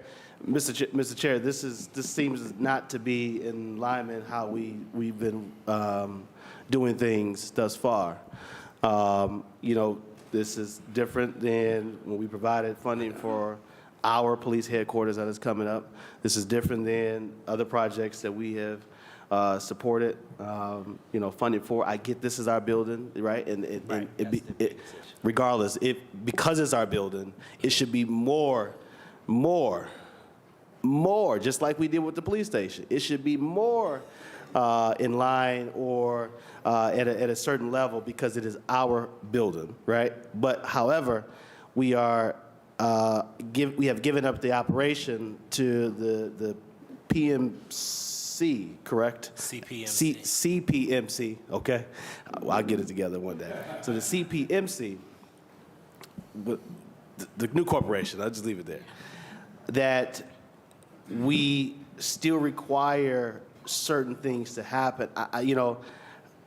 I'm not so certain that I am confident, or not really confident, but not so much, willing to accept, well, do it now, and then we'll do it on the back end, and we'll make sure that it's done. Yes, we commit to getting it done, that is not put in place, because I have not seen yet that we have done that for any other investment that we have made that we require a community benefits agreement that we have always required. We have projects in the pipeline now that we have stalled because they have not come to an agreement on a CBA. This is a significant investment, right? That's being made in, yes, our own asset.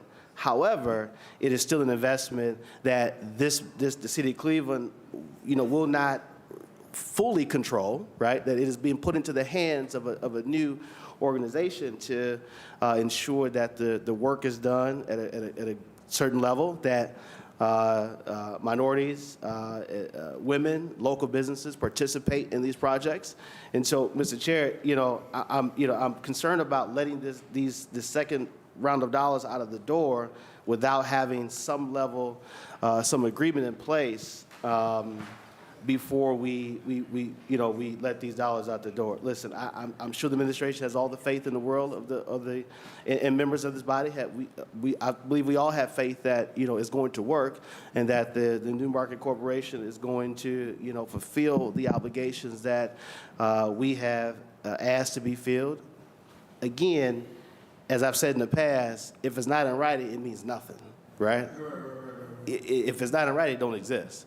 Because any of us can come back and say, well, what I meant was, the interpretation is different than what I interpreted it to be. So I'm truly concerned about that we are, this should be, like the headquarters, this should be a North Star for us as relates to, engagement, community benefits, and so forth. So I have some concerns there, Mr. Chair, and so I'll pause there if the administration would like to respond. Chief Abunama or Ms. Trevisano. Sure, I can start. To the councilman through the chair. First, I will say that your concerns I fully understand, and I think that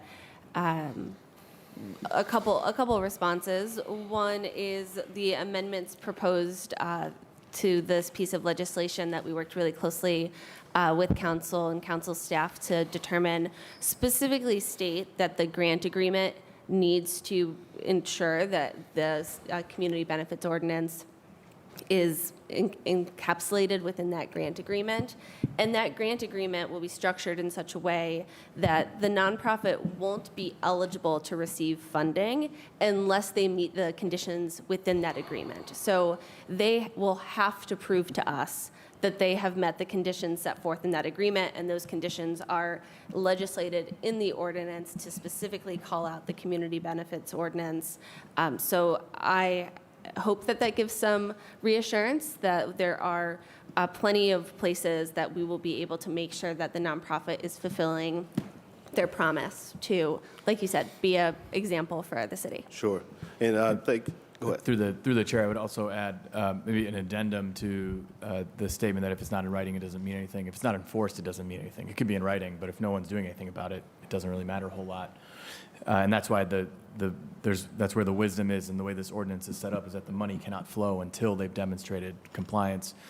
On the other side of the equation, when we get to the tax credit side of the work, the investors are also going to want to ensure they will require that CPMC is in compliance with all of its legal obligations under the city ordinance for the investor to provide its capital.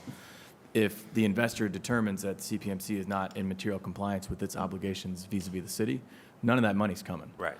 So there is a really strong interest on the CPMC side to comply with each of the requirements in this ordinance so that they can unlock not only the city's money, but also the private money that could come into the transaction. Sure. Thank you, Mr. President.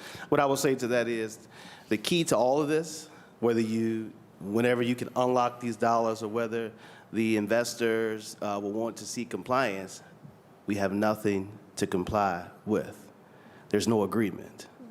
So none of it means anything. The key doesn't work if the lock doesn't exist, right? You can't unlock any of these other safeguards, right, or assurances if agreement doesn't exist. And so, you know, Mr. Chair, my concern is just that, in that this is not something we have followed with other investments across the city. So, you know, those are my questions regarding the CBA and the CBO, Mr. Chair. I guess the chief want to add some more. Yeah, through the chair, it's a couple thoughts.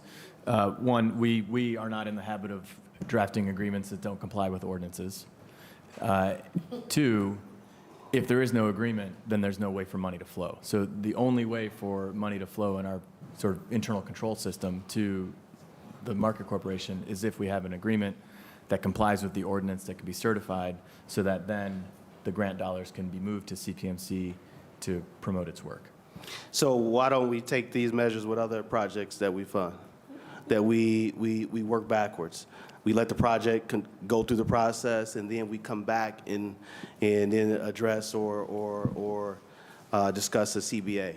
I don't, you know, this is not, there's projects down, right? And there's projects that we've heard in the past that's had to wait until there's been an agreement in place before we decided to move forward with any ordinance supporting the project. But we are, this is something different here. And help me, I'm just trying to understand, you know, why that is the case here, and it's not been the case with other levels of investment across the city that has the same level of impact in those neighborhoods that, you know, this is believed to have on the city of Cleveland.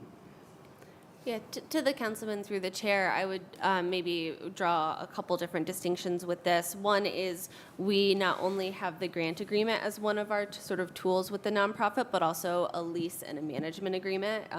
That is another sort of way that this is different from maybe some other projects. There also isn't a you know, CPMC is sort of our developer, but they are also a nonprofit that is going to be executing the projects on the city's behalf. So I hear what you're saying is, you know, this isn't quite following the exact road steps of, I think maybe the police headquarters is the closest comparison, but those are also very different projects where, you know, a year ago when we initially introduced this legislation, we didn't have the same requirements, and we're still sort of working through. But I hear your point that you want to make sure that there are community benefits integrated into this, and between the grant agreement, the lease agreement, the management agreement, and CPMC's own, you know, assertion that they share these same values. I think we have a lot of ways to make sure that all of those values are. Thank you. Through the president, I'll finish my last two questions as we go along. I'll move off to CBA. You hear where I am. You understand my concerns, where we are. You know, we have diversity issues now within the market. I know that the team has committed to addressing those diversity issues that exist in the market. Councilman McCormick has been absolutely on top of, even before the Newmark Corporation came along, he was on top of ensuring that diversity began to happen at the market. And so I thank, you know, everyone for those efforts. You know, but I'm torn because we are doing something different than our normal process. The process is the process, right? And so, you know, when we have other things come along, I hope that we make adjustments and we make things fit for, you know, what is being asked at that time, if that is something that we're going to do here today. Moving on, the board makeup was mentioned that the additional seats for city council were added to the board. So how many board seats are there total today, through the chair? The minimum number of board seats through the chair to the councilman is 15. Minimum? You said minimum? Minimum is 15. Okay. And you have 15 seats filled correct now? Correct. Correct. And we can have a maximum of 21. So we are, you know, looking to work with council, and you have one appointee already on the board, and waiting to work with you guys on the additional 2 other folks that you'd like to appoint. Got it. And are there appointments by the administration that sits on the board as well? Yeah, to the council, and there are 3 appointments by the mayor, 3 appointments by city council, 3 appointments by the merchants, and then the rest of the board is sort of self-selected from there. Okay, and that's self-selected by the by the board. That's correct. Okay, got it. All right, sounds good. Moving on, just you know, I supported the initial $10 million for the market. You know, understood this is our city asset. We need to invest in our city asset. So had no issues with supporting the initial $10 million for the Westside Market. However, as I've stated, you know, before I do have some concerns about, you know, kind of the process, you know, in which, you know, we ensuring, you know, the community benefit and that those who live in our city, who operate minority business in our city, small business, women firms, are going to participate, you know, in this project. And we seem to be outside of the normal process of addressing, you know, those issues, which you've shared today with me your response on why that is the case. As we've heard from my colleagues, we have many other communities across this city that are experiencing like really bad food deserts, right? There's some neighborhoods that may have a Dollar General or a pharmacy, Rite Aid or something, or where they can go in and buy, you know, some limited items. And then there's some neighborhoods that are forced to go to a Valero, a USA gas station, you know, places that clearly isn't there to serve as a real grocer, right? To provide quality items for those neighborhoods. And I have yet, even since our initial discussions, to hear from the administration a strategy to help address those issues. I get through the chair to Mr. Trevesano that you are not that particular person who's been tasked with helping to review the need and work to address that need that we have across the city. But to me, this all goes together. This all goes together. Yes, I have a few residents who may travel to West 25th to the market, but the majority of the residents who live in my ward on the northeast side, they look to go somewhere close, somewhere regionally, right, or within their area. And when Dave's on Lakeshore closed, unfortunately, they were forced to go to either Richmond Heights, South Euclid, City of Euclid, many other places, Willoughby, they have all the W's that surrounds Councilman Polenzek and I, right, in Lake County there. And, you know, at least I haven't, maybe my colleague on the northeast side has, but based on his comments today, I don't think he has. I've heard nothing about how the city or the administration intends to work with grocery partners to bring a quality grocery store back to the northeast side of Cleveland. I've heard no discussions. I've seen no plans about that. I've seen no plans around the food insecurity or the food deserts that exist across the city of Cleveland as a whole. And yet we are here again, and we seem to have we're hyper-focused, although our asset, I get it, on a market, the market here with $20 million, but we are, I'm just concerned about the enthusiasm as it relates to the support and the needs of other parts of our city. And this isn't about, for me, one neighborhood against the other, right? Because the deserts exist all across the city of Cleveland. So this, I'm not talking just about the east side, I'm talking about east and other parts of the west side, right? You know, the market, you know, serves a purpose for those who are looking for those specialty items, right? I've probably only been to the market one time in my life, right? One time in my life, okay? And just what I hear from the folks, not only that I represent, but other folks across the city, they want a full service options for them to go and shop and be able to pick up the items that they need. To the chair, to Ms. Trevesano. So, you know, as Councilman Conwell indicated, the East Side Market existed on the east side of Cleveland. And it was it was left to just go to nothing. Part of the reason it closed, and I remember, we went to the Eastside Market many times as a kid. We stayed in the Eastside Market, right? But we also had a grocery store up the road that we can go to and get the other items that we needed. You know, the market was left, you know, to die. Part of the reason they closed because the city just wouldn't fix the drains there. So the backup, the smells, the sewage, it was very, very, very, very bad, right? Very bad. Ask the older people who still live in those neighborhoods today. Here comes Neon by way of former council person to, you know, look at the market, help deliver something for that neighborhood that they can, one, be proud of, and places they can go and have quality items for their community. That group put in $6 million, at least $6 million of their own dollars, with very little help from the city of Cleveland, very little help from other people, right? And if they walked away today, city of Cleveland has all the things that we're talking about listening to support here with this $20 million, they've done that. Refrigeration, sewer systems, coolers, HVAC, roofing.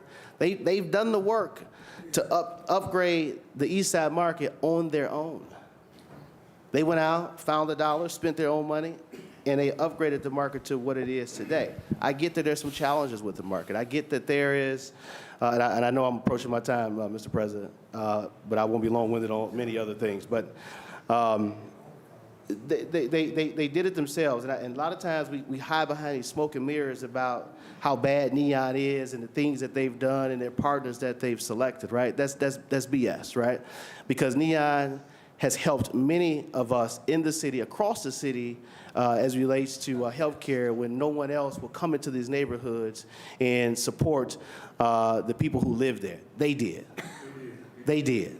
And so, you know, I hope that we can go back to the operators of the Eastside Market and support them as we are looking to support the Westside Market and its new operator, because they need help. The Eastside Market, the Eastside Market is needed in the Northeast Side, central area of the city, just as well as this market is needed for the city of Cleveland as well. So, Mr. Chair, I'll end there.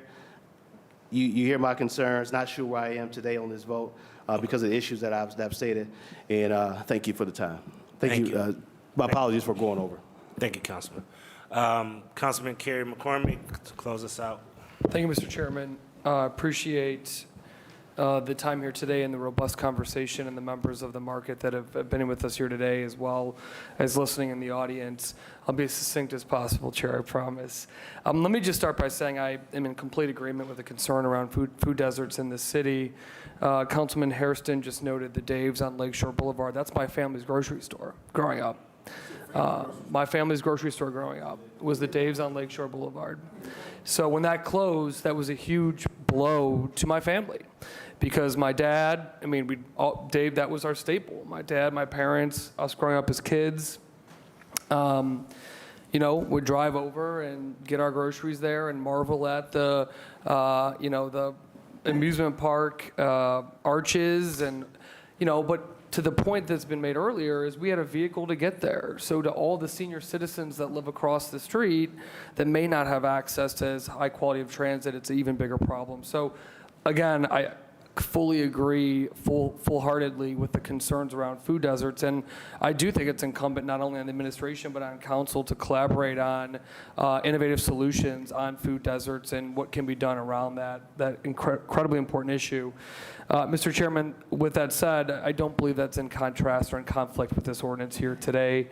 The Westside Market, a Cleveland institution that has attracted people from around the city and the region for many, many years, with over 70 or 80 now local small businesses that rely on that foot traffic. Mr. Chairman, we know that people from all over Cleveland and the region shop at the Westside Market. What's so wonderful, my predecessor in the previous administration worked on is to ensure that SNAP benefits are accepted throughout the market as they weren't before. But that was an initiative to ensure that the produce and the meat and the staples that people from around the city of Cleveland buy every single day when they're open at the Westside Market have access to that produce. Mr. Chairman, the great thing about the Westside Market being on the red line directly across the street is it's 2 stops from the Cadell neighborhood. It's 2 stops from the Central neighborhood. It's 4 stops from the Fairfax neighborhood, and go all the way down the line for the market across the city of Cleveland. And that's incredibly important, especially for those Clevelanders who do not have a multitude of transportation options. The market is one of those places folks can get to, and not only get to, but utilize things like food assistance to access the produce and other goods that the market sells, which is incredibly important. Mr. Chair, again, this is a long time conversation for myself and many community members. Council President Griffin actually was by my side when we were advocating to the previous administration to ensure that the structure of the Westside Market was solid moving forward. And let me just say this, Mr. Chair, all of the work over decades, but definitely during my 8 years on council, has been to ensure that the Westside Market is stable and not reliant on the city of Cleveland. This is an asset that the city has failed to manage historically, a city asset that we have failed to invest in from a capital perspective or provide the proper maintenance. We're at a point now, Mr. Chairman, where we can turn the tide on that, when we can really find not only dollars here at the city, but the former major foundation is now the chair of the board, providing his expertise as well as others on how to find the dollars outside of the city of Cleveland's investment for a city of Cleveland public building. For a city of Cleveland public building, the goal and the mission is to ensure that the majority of the dollars that go into this building are not city-based. While again, I would argue every dollar we put in is deserved, but really the commitment to ensure that this organization is going after private dollars, philanthropic dollars, leveraging tax credits. I really want to applaud that. So we're not saying, hey, listen, city, it's your building. You should foot the whole bill. From the very beginning, the conversation is we're not doing that. The very beginning, the conversation has been, we want to ensure that we're bringing in sources from all different levels and from all different places. One thing I would say, Mr. Chair, and again, a lot has been discussed today, I would really encourage all members to either attend the CPMC board meetings and or take a tour of the market. I think it's really important, really eye-opening for folks. Those meetings are open to any council member. We've got 3 appointments on that board, and I would actively encourage folks to attend those meetings and or take a tour of the building to better understand the state of the market and where it's at today. So again, Mr. Chairman, a lot has been said here. I just want to again acknowledge the fact that this is a market for everyone. It's a market accessible by public transportation. It's a market that accepts food assistance for folks that may not be able to or that require food assistance. And Mr. Chairman, I would be remiss if I did not acknowledge, because in the ecosystem of Cleveland, and I mean the grand ecosystem, we erase the thousands of low-income residents that exist in Ward 3 within walking distance from the Westside Market. We erase them. We think of Ward 3 or Ohio City as this place of people that only have high incomes, and in fact, that is not the case. Mr. Chairman, Ward 3 has a higher poverty rate than the city average. Mr. Chairman, Ward 3 has the 2nd highest concentration of public housing in the city of Cleveland, next to Ward 5. I have thousands of low-income residents who have walkable access to the Westside Market and use it on a regular basis. It's extremely important that that access exists for our residents in Ward 3 and across the city of Cleveland to have access not only to the market, but an accessible food and product. Chair, as Councilman Harrison noted, I have been beating this table for years about diversity at the market. I used to grill Director Cox, and I will continue to do that not only in this capacity, but in the capacity of my position on the board. It is critical. It will be a failure if we do not increase the diversity at the Westside Market. A blatant failure.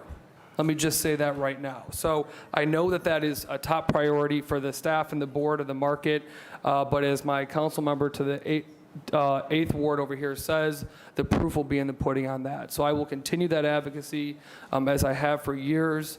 Not only is that the right thing to do, Mr. Chairman, but it will make it a more successful market. It will genuinely make it a more thriving and successful market.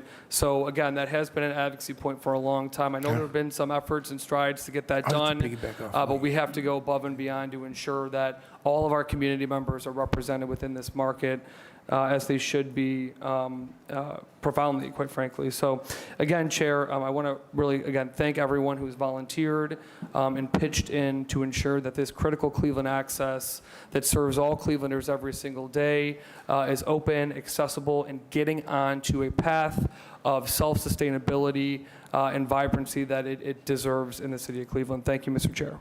Thank you. Councilman Conwell wanted one last You know what? point. Let me just say this. I'm there with this because I believe in that not only when you're a Cleveland City Council member, your job is to write policy and understand there are people that live, work, and travel to the city of Cleveland. So I'm there, that market, I get that, we own that. But here's the other thing, Councilmember Cormack, with Councilmember Anthony Harrison mentioned, Neon started their 501c3 also, and they're a 501c3. And I get that about the other pieces. I'm not in that piece. I don't meddle. I might legislate something, and I let the administration handle it, and I'll oversee it like Glen Village, which we'll talk about, but I won't get in the middle of that. You mentioned over there, we got people, like the southeast side over there, it's terrible. We're spending a lot of money. They need funds and resources also. It has to be seamless. That's what I'm talking about. And the same thing, I know we need to build up where you're at with the Westside Market, but when you look at the East Side Market and people over there, you got legs being amputated. You got children that live in abject poverty and people over there in abject poverty in that area that need food. And one guy told me when he first integrated the wards, Councilman, I just want to have somewhere I can get an apple. Just to get an apple. Just to get an apple. That's what they say over there in that, right, Councilmember Anthony Harrison. Just to get an apple. So I agree, and I'm going to vote for this piece, but on the east side in Glenville and Huff and the areas over there in Collinwood too, they lost the grocery store. We got to duplicate this, and we got to make everything seamless. That's what's burning me up, and that's what I'm disappointed about. I'm there with you guys, Abby, Rosemary, everybody. I'm there with that. But we got to build that east side as well. It's shameful, man. It's terrible when you ride over there. It's shameful that a man can't even go to the store to get an apple. Or, as Councilmember Starr is saying, you got to go to the gas station just to get a half a gallon of milk. That's not good, and that's where I'm at. So you got my vote. I'm not upset with you guys. We got to push it. We got to make it work. But we got other work to do as well. Thank you very Councilman. much. Yeah, I'll be very brief, Chair. Councilman Conwell, I agree with you completely. I sat next to you at the East Side Market ribbon cutting, Yeah, if you'll you were. remember Yes, that. you were. You asked me what the heck I was doing there. The reason I was there, the reason I voted for 1188-17, 1033-18, both grants to the East Side Market, I voted happily for those, and we need to see more and more of those coming, is because you're exactly right on identifying those food deserts. I will be there and vote and everything I can do across the city of Cleveland when addressing food deserts. Thank you. But you know what, Councilman, Councilman, you know what? Can we everybody, if we could, we going back and forth. But it wasn't 20 million. We going When back and Councilmember forth. Johnson We fought got you. for it through the chair. Councilman Conwell, But it's if we could just have it passing back by, and seeing forth, this is not Yeah. going to be productive if we could just keep everything through the chair. I hear your passion. I understand where you're coming from. You made your points. And I do have Councilwoman Spencer, who is one last point that wants to make a point, and then we're going to move towards a vote. Okay. Thank you, Councilwoman Spencer. Thank you, Council President. I really want to just build off of in a second what Councilman McCormick just said. So I think these two pieces of legislation today are essentially the moonshot for the Westside Market. This is our shot to get this asset no longer needing annual city subsidy. This is the one shot. This is how we're going to get it done. And it is absolutely going to require a public-private partnership. The city cannot do it on our own. We have failed to do it on our own. So the assembled here on the other side of the table is this public-private partnership, which is the only way we can get there. And I would just say I wanted to second what Councilman McCormick said. I think my colleagues have made incredibly compelling, powerful advocacy on behalf of communities that do not have the access to foods that they deserve and need. And I also would be glad to do everything I can to support such an effort to stand up a public-private partnership to serve the East Side communities that they deserve. So I think that today's legislation is worthy. I think we need to go there. I think we cannot back away from this moment. But I think that these are heavy lifts, and I don't believe the city can do it on our own. And what can we do to stand up a similar effort on the East Side? Thank you. Thank you so much. We're going to, if I could, here, seeing no other questions. Go ahead, Councilman. Yes, no, Staying just until every piece of real quick to legislation is point. done. And it's the reason why this is so big for me is because people that was here on this council when Dave started leaving our neighborhoods didn't say nothing. They didn't have the same energy. They didn't care. Because if you didn't speak up, you didn't care. Don't try to speak up when it's something that is benefiting people that don't look like me versus when it benefits those. And that's the problem that I have. We can find money to make sure the Westside Market is one of the grocery stores that, we talk about a bus line. How you gonna catch the bus line carrying groceries? From the east side to the Westside Market. So it's not just necessarily trying to go neighborhood versus neighborhood. It's about the reality and the intentionality behind it. And right now, we're showing it. We continue to show if they want to do something, whether it's this administration or any administration, if they want to put money in certain areas, it's automatically a yes. And no, I do not have a grocery store in central neighborhood that got the highest poverty rate in the city of Cleveland. And the number one source of transportation is their feet and walking. I have a plaza right on 40th and Community College in Central, Arbor Park Plaza, that has not had no support. Days pulled out of there first. And we still don't have a grocery store. So at the end of the day, we can continue giving $20 million to Westside Market all we want, but then we're going to act like we really care about other areas. We don't. By our actions, not by our words.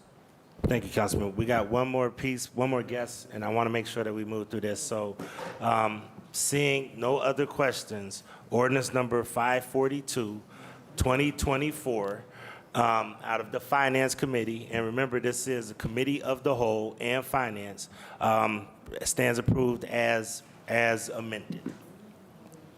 All right, now I'm going to read the second one because the second one, and we're not going to have a debate over this one because we've already said enough about this, but ordinance number 543 is a companion piece, 543, 2024, as amended by Council Members McCormick, Bishop, and Griffin by departmental request, an emergency ordinance authorizing additional $10 million for improvements to the West Side Market contemplated under ordinance number 532, 2023, passed May 15th, 2023. And the amendment in this is there is no legal objection to this legislation if amended as follows. Section 1, line 2, strike 1-7005-6926 and insert 01-9997-6985, dated 5/14/24 by Stephanie Melnick, Chief Corporate Counsel. So I want to reiterate this piece. Both of these pieces are being heard through the Committee of the Whole and Finance. And if you want to register a no vote, then please let Ms. Inez Jimenez know, so that we can make sure that we understand what the vote looks like on the floor this evening. Okay? Therefore, those two pieces pass out of this committee. We'll see you on the floor this evening. Mr. Chair? Yes, Councilman Harrison. Yeah, just a brief comment through the chair to the team. I was reading the reports that the Market Association wanted to do away with CPP and bring in First Energy. Where is that? Through the chair. To the councilman through the chair, I can let the Market Corporation respond. That's not true. It's not true, or it's not happening? Both. So you're telling us today, through the chair, that the Market power supplier will remain CPP and it will not at any point ever go to First Energy Yes. Corporation? Through the chair? Never going to happen. There's no plans, through the chair, there's no plans to switch from CPP. Ever. I can only state for while I'm here. All right. All right. Okay. All right. As we close, let me say this, everybody. This was a very complicated piece, and you know, just to Councilman Bishop's credit, I mean, we literally sat on this for probably the last month or two because this is such a complicated structure. Had several conversations. I would encourage us to continue to engage the board members. We know that this is one of the city landmarks, iconic, but you hear the concerns of my colleagues. And I know that sometimes I always think that Blaine Griffin is the only one on council that is asked these questions, but you clearly see the frustration of the colleagues today. And that's pretty much the concern. I hope that many of the market tenants are watching this, because at the end of the day, council just has concerns about dead areas that don't have grocery stores and have other infrastructure needs, quite frankly. So I think the administration heard everybody's point, and we'll move forward, okay? Councilman Bishop, if you can please move forward. Councilman Bishop. Thank you, Mr. President. Mr. President, I just want to echo some of my colleagues' sentiments.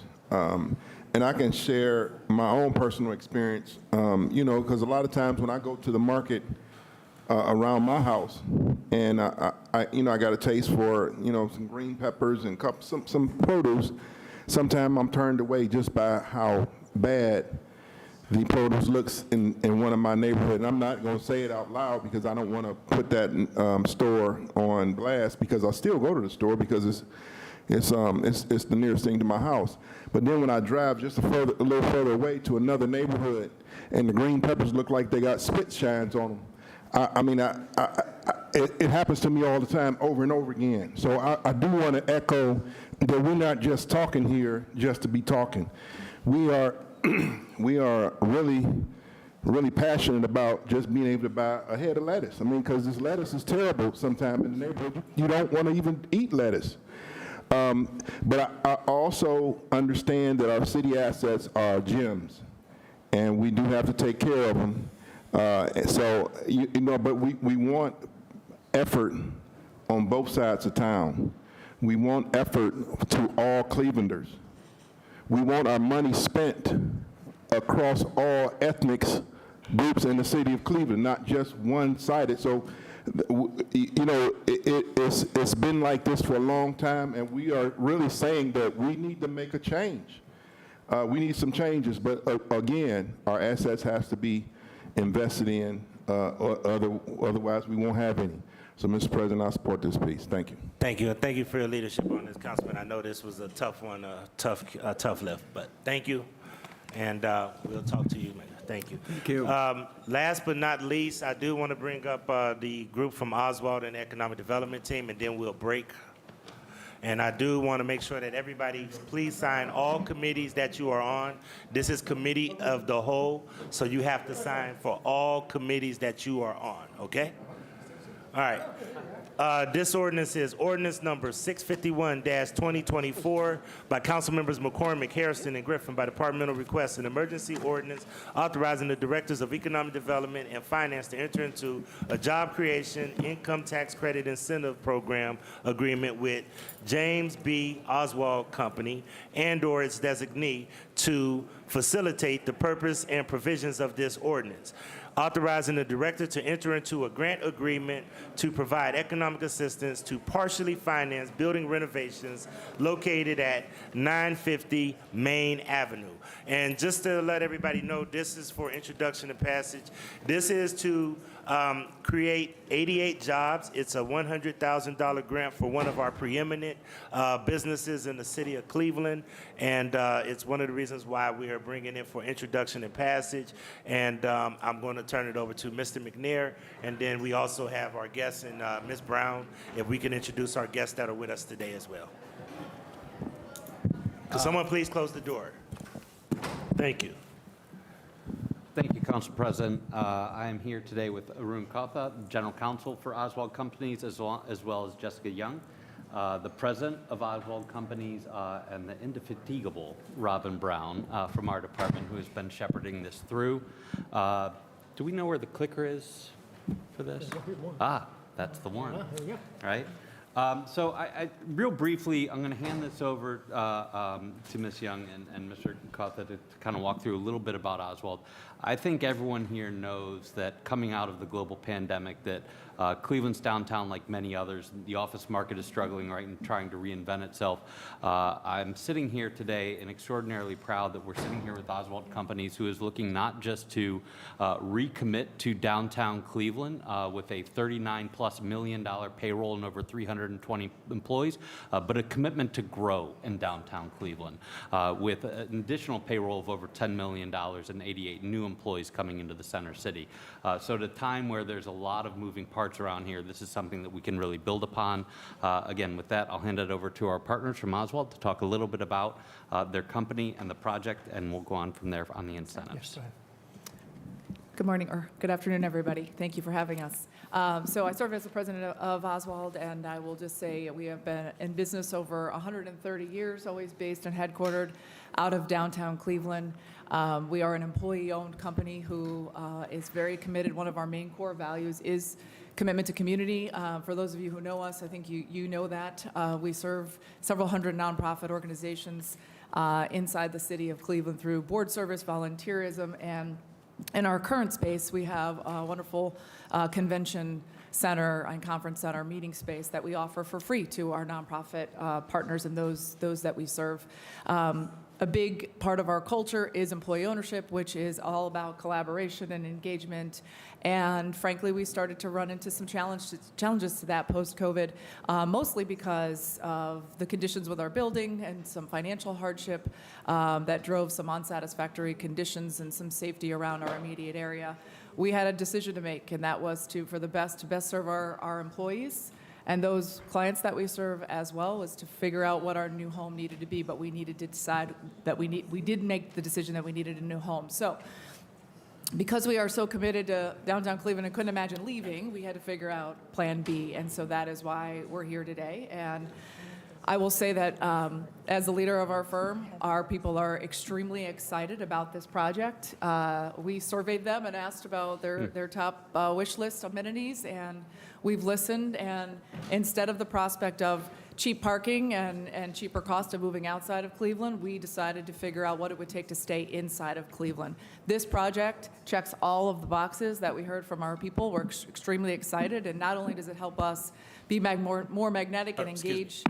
Could everybody please keep chatter down? We want to make sure we're respectful of our guests, and it's getting a little loud in here, okay? Thank you. I'm sorry, please No, that's proceed. okay, thank you. Thank you. So this will help us to continue to retain and attract to the points that were made earlier. We do have a nice growth trajectory. We've been a growing company and plan to do that so even more. And this new project will help us do just that. It will also help our conference center space is actually doubling, and we have some really good plans for that to continue to serve nonprofit organizations across Cleveland, as well as we have, and even better in the future. Anything to add? Thanks. And so we've made a commitment for, it's a 12-year lease with options to extend. So we're cementing that long-term commitment to downtown Cleveland. The construction build-out will be using 100% union labor. And we've made other commitments in our community benefit agreement for using our national construction practice to help train local Cleveland businesses on the nuances of bonding, risk management, insurance, internships assigned to Cleveland residents and other particulars. So we thank you for your time. Thank you. And you can see up there that this is a standard community benefits agreement. This has been approved. The terms have been approved by OEO, and this has also been heard by CCDC and responded to. I think for a standard community benefits agreement, they've found a really nice way to customize this and do some really meaningful activities here. Also, just very briefly on ways that we are supporting Oswald and making this a reality. Late last year, you guys did approve the Job Creation Incentive Tax Credit, which we call the jacket, which is a way to incentivize companies that are looking to create 50 or plus more jobs in the city of Cleveland. That is one of the items you see before you today. That is a 50% tax credit, right? So this happens when they hit a threshold of 50 or more jobs. That begins the 5-year clock on this, and that is a 50% tax credit that is applied when they file their taxes at the end of the year, going directly back to the employer. So again, you can see this is a projection of how that might step up over the course of years. If they started off with 88 new employees in year one, right, that could be worth upwards of $681,000. But again, that kind of happens on the back end. And then also we are supporting the project with a $1 million Urban Development Action Grant, right? And that's coming off, also State of Ohio is supplying $500,000 towards that. This is about a $10.8 million project with Oswald supplying the $9.3 million in equity. So again, I think that this is a critical project for supporting our downtown and keeping a growing company in the heart of downtown Cleveland. So just briefly, before we go into questions, I will tell you that Oswald has been one of the few companies that has really worked hard to mandate for their workers to return back to work. Many companies are losing Class A office space, and the reason why is because they're allowing people to partially work remote, which means that they may come to downtown 3 times a week. That is hurting our downtown market significantly. So this company has really taken the extra step working with Ms. Clunkin, Ms. Young, to really get their employees back in the office, back downtown, which we know is very vital to strengthening our central business district. So this investment is something that I know is being introduced and being considered on the floor tonight for passage, and I'll take a couple of questions from the group. I have Councilman Polinsky and Councilman Jones. Thank you, Mr. Chairman, my colleagues. I'm just trying to get a better, they're located presently where at now? To the councilperson through the chair, we're currently located at 12th and Superior. It's called the Oswald Tower, but we don't own the property. Okay, and you're an insurance company? We're a risk management firm specializing in insurance brokerage. Search brokerage. So, and you've been in operation for how long? Over 130 years. And at this point, how many employees do you have? 320 approximately in Cleveland. 425 total, 320 in Cleveland. And it's an employee-owned company. That's correct.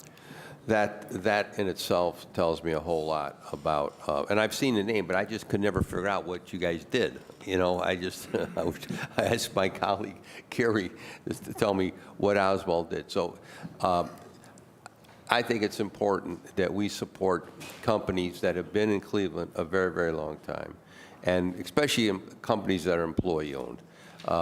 I wish there were more companies employee-owned. So here is one that is employee-owned, and you're proposing to invest a substantial amount of money back into the building, correct? That is correct. Okay. So, Mr. Chairman, I am in support of this. I would like to see more things like this come before us because it's about a presence, and I'm glad you've indicated, and it's been indicated at this table that you've indicated you've asked for your employees or suggested, recommended, or demanded your folks come back downtown, because that's been a great concern to a lot of downtown property owners that many of the employees have not returned. And if we're going to continue to build upon making Cleveland downtown a neighborhood, we need to have employees back. So again, I'm here to support it. Thank you, Mr. Chairman. Thank you. Councilman Joseph Jones. Thank you, Mr. Chairman. How much money, could you give me the breakdown again on where the funding is going to, how much from where? Do we have that breakdown? Yes, sir. It's 10 million total. Mr. Chairman, to director. Through the chairman to Councilman, yes, that's 10.8. So, Mr. Chairman, you know, I have no unreadiness on this. I echo the sentiments of my esteemed colleague, Mike Valente, on this. It's good that you have all your employees coming downtown. I wish we could have all of the other businesses that's doing this. And this is right now a grant. Is that correct, Mr. Chairman, to the Director? Through the chairman to the councilperson, yes, that is correct. And it is going to be paid back over how long? Through the chairman, councilman, it is a grant. Oh, it's a grant. Yes. It's a Forgive him. So, Mr. Chairman, I have no unreadiness. I yield back to you. Thank you. Councilwoman Rebecca Moore. Thank you. I hate to be the one between us and lunch, so I will be very brief. The JSIP program has continued to be an interest point for me because I want to confirm through the chair that we provide this money upfront in advance of the job creation. Is that correct?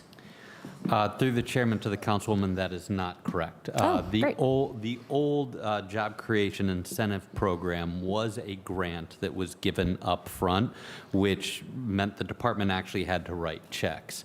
One of the reasons we made the change to the new job creation incentive tax credit is it's just that. It is a tax credit that is, so when Oswald files their taxes at the end of the year and the 50-plus new jobs, they will receive that money directly back as a credit. Great. Thank you for helping me understand. This is not JSIP. This is The jacket. JITC, something. I don't know. I don't want to. I'll figure it out. But okay, great. And I want to thank you for explaining that to me. I didn't appreciate the distinction. Thank you. Thank you, Councilwoman Moore. That was a great question, and that was one of the reasons why I am supportive of that JSIP, because that is very interesting too, because we know that our other pot for grants is getting very low. And how can we not always acknowledge the great Robin Brown when she's at the table with us? Thank you so much for everything. Seeing no other questions, ordinance number 651-2024 will be for full consideration of council this evening. Thank you so much, and please give all of the employees over at Oswald our best. Thank you. Thank you very much. We're going to adjourn for lunch. I'd ask everybody to be back by 1:45. We are going to start at 1:45 sharp. We are going to start with public utilities, port, and then we're going to try to move through a couple of other pieces that we anticipate be kind of interesting. So, everybody, 1:45. Thank you. How much we spent for the first 2 quarters of the year. Staffing, we are still down 2 positions. One of those is the senior communication specialist that handles the website, the YouTube, the social media, the email. We do have somebody going through a background check process right now for that position, and hope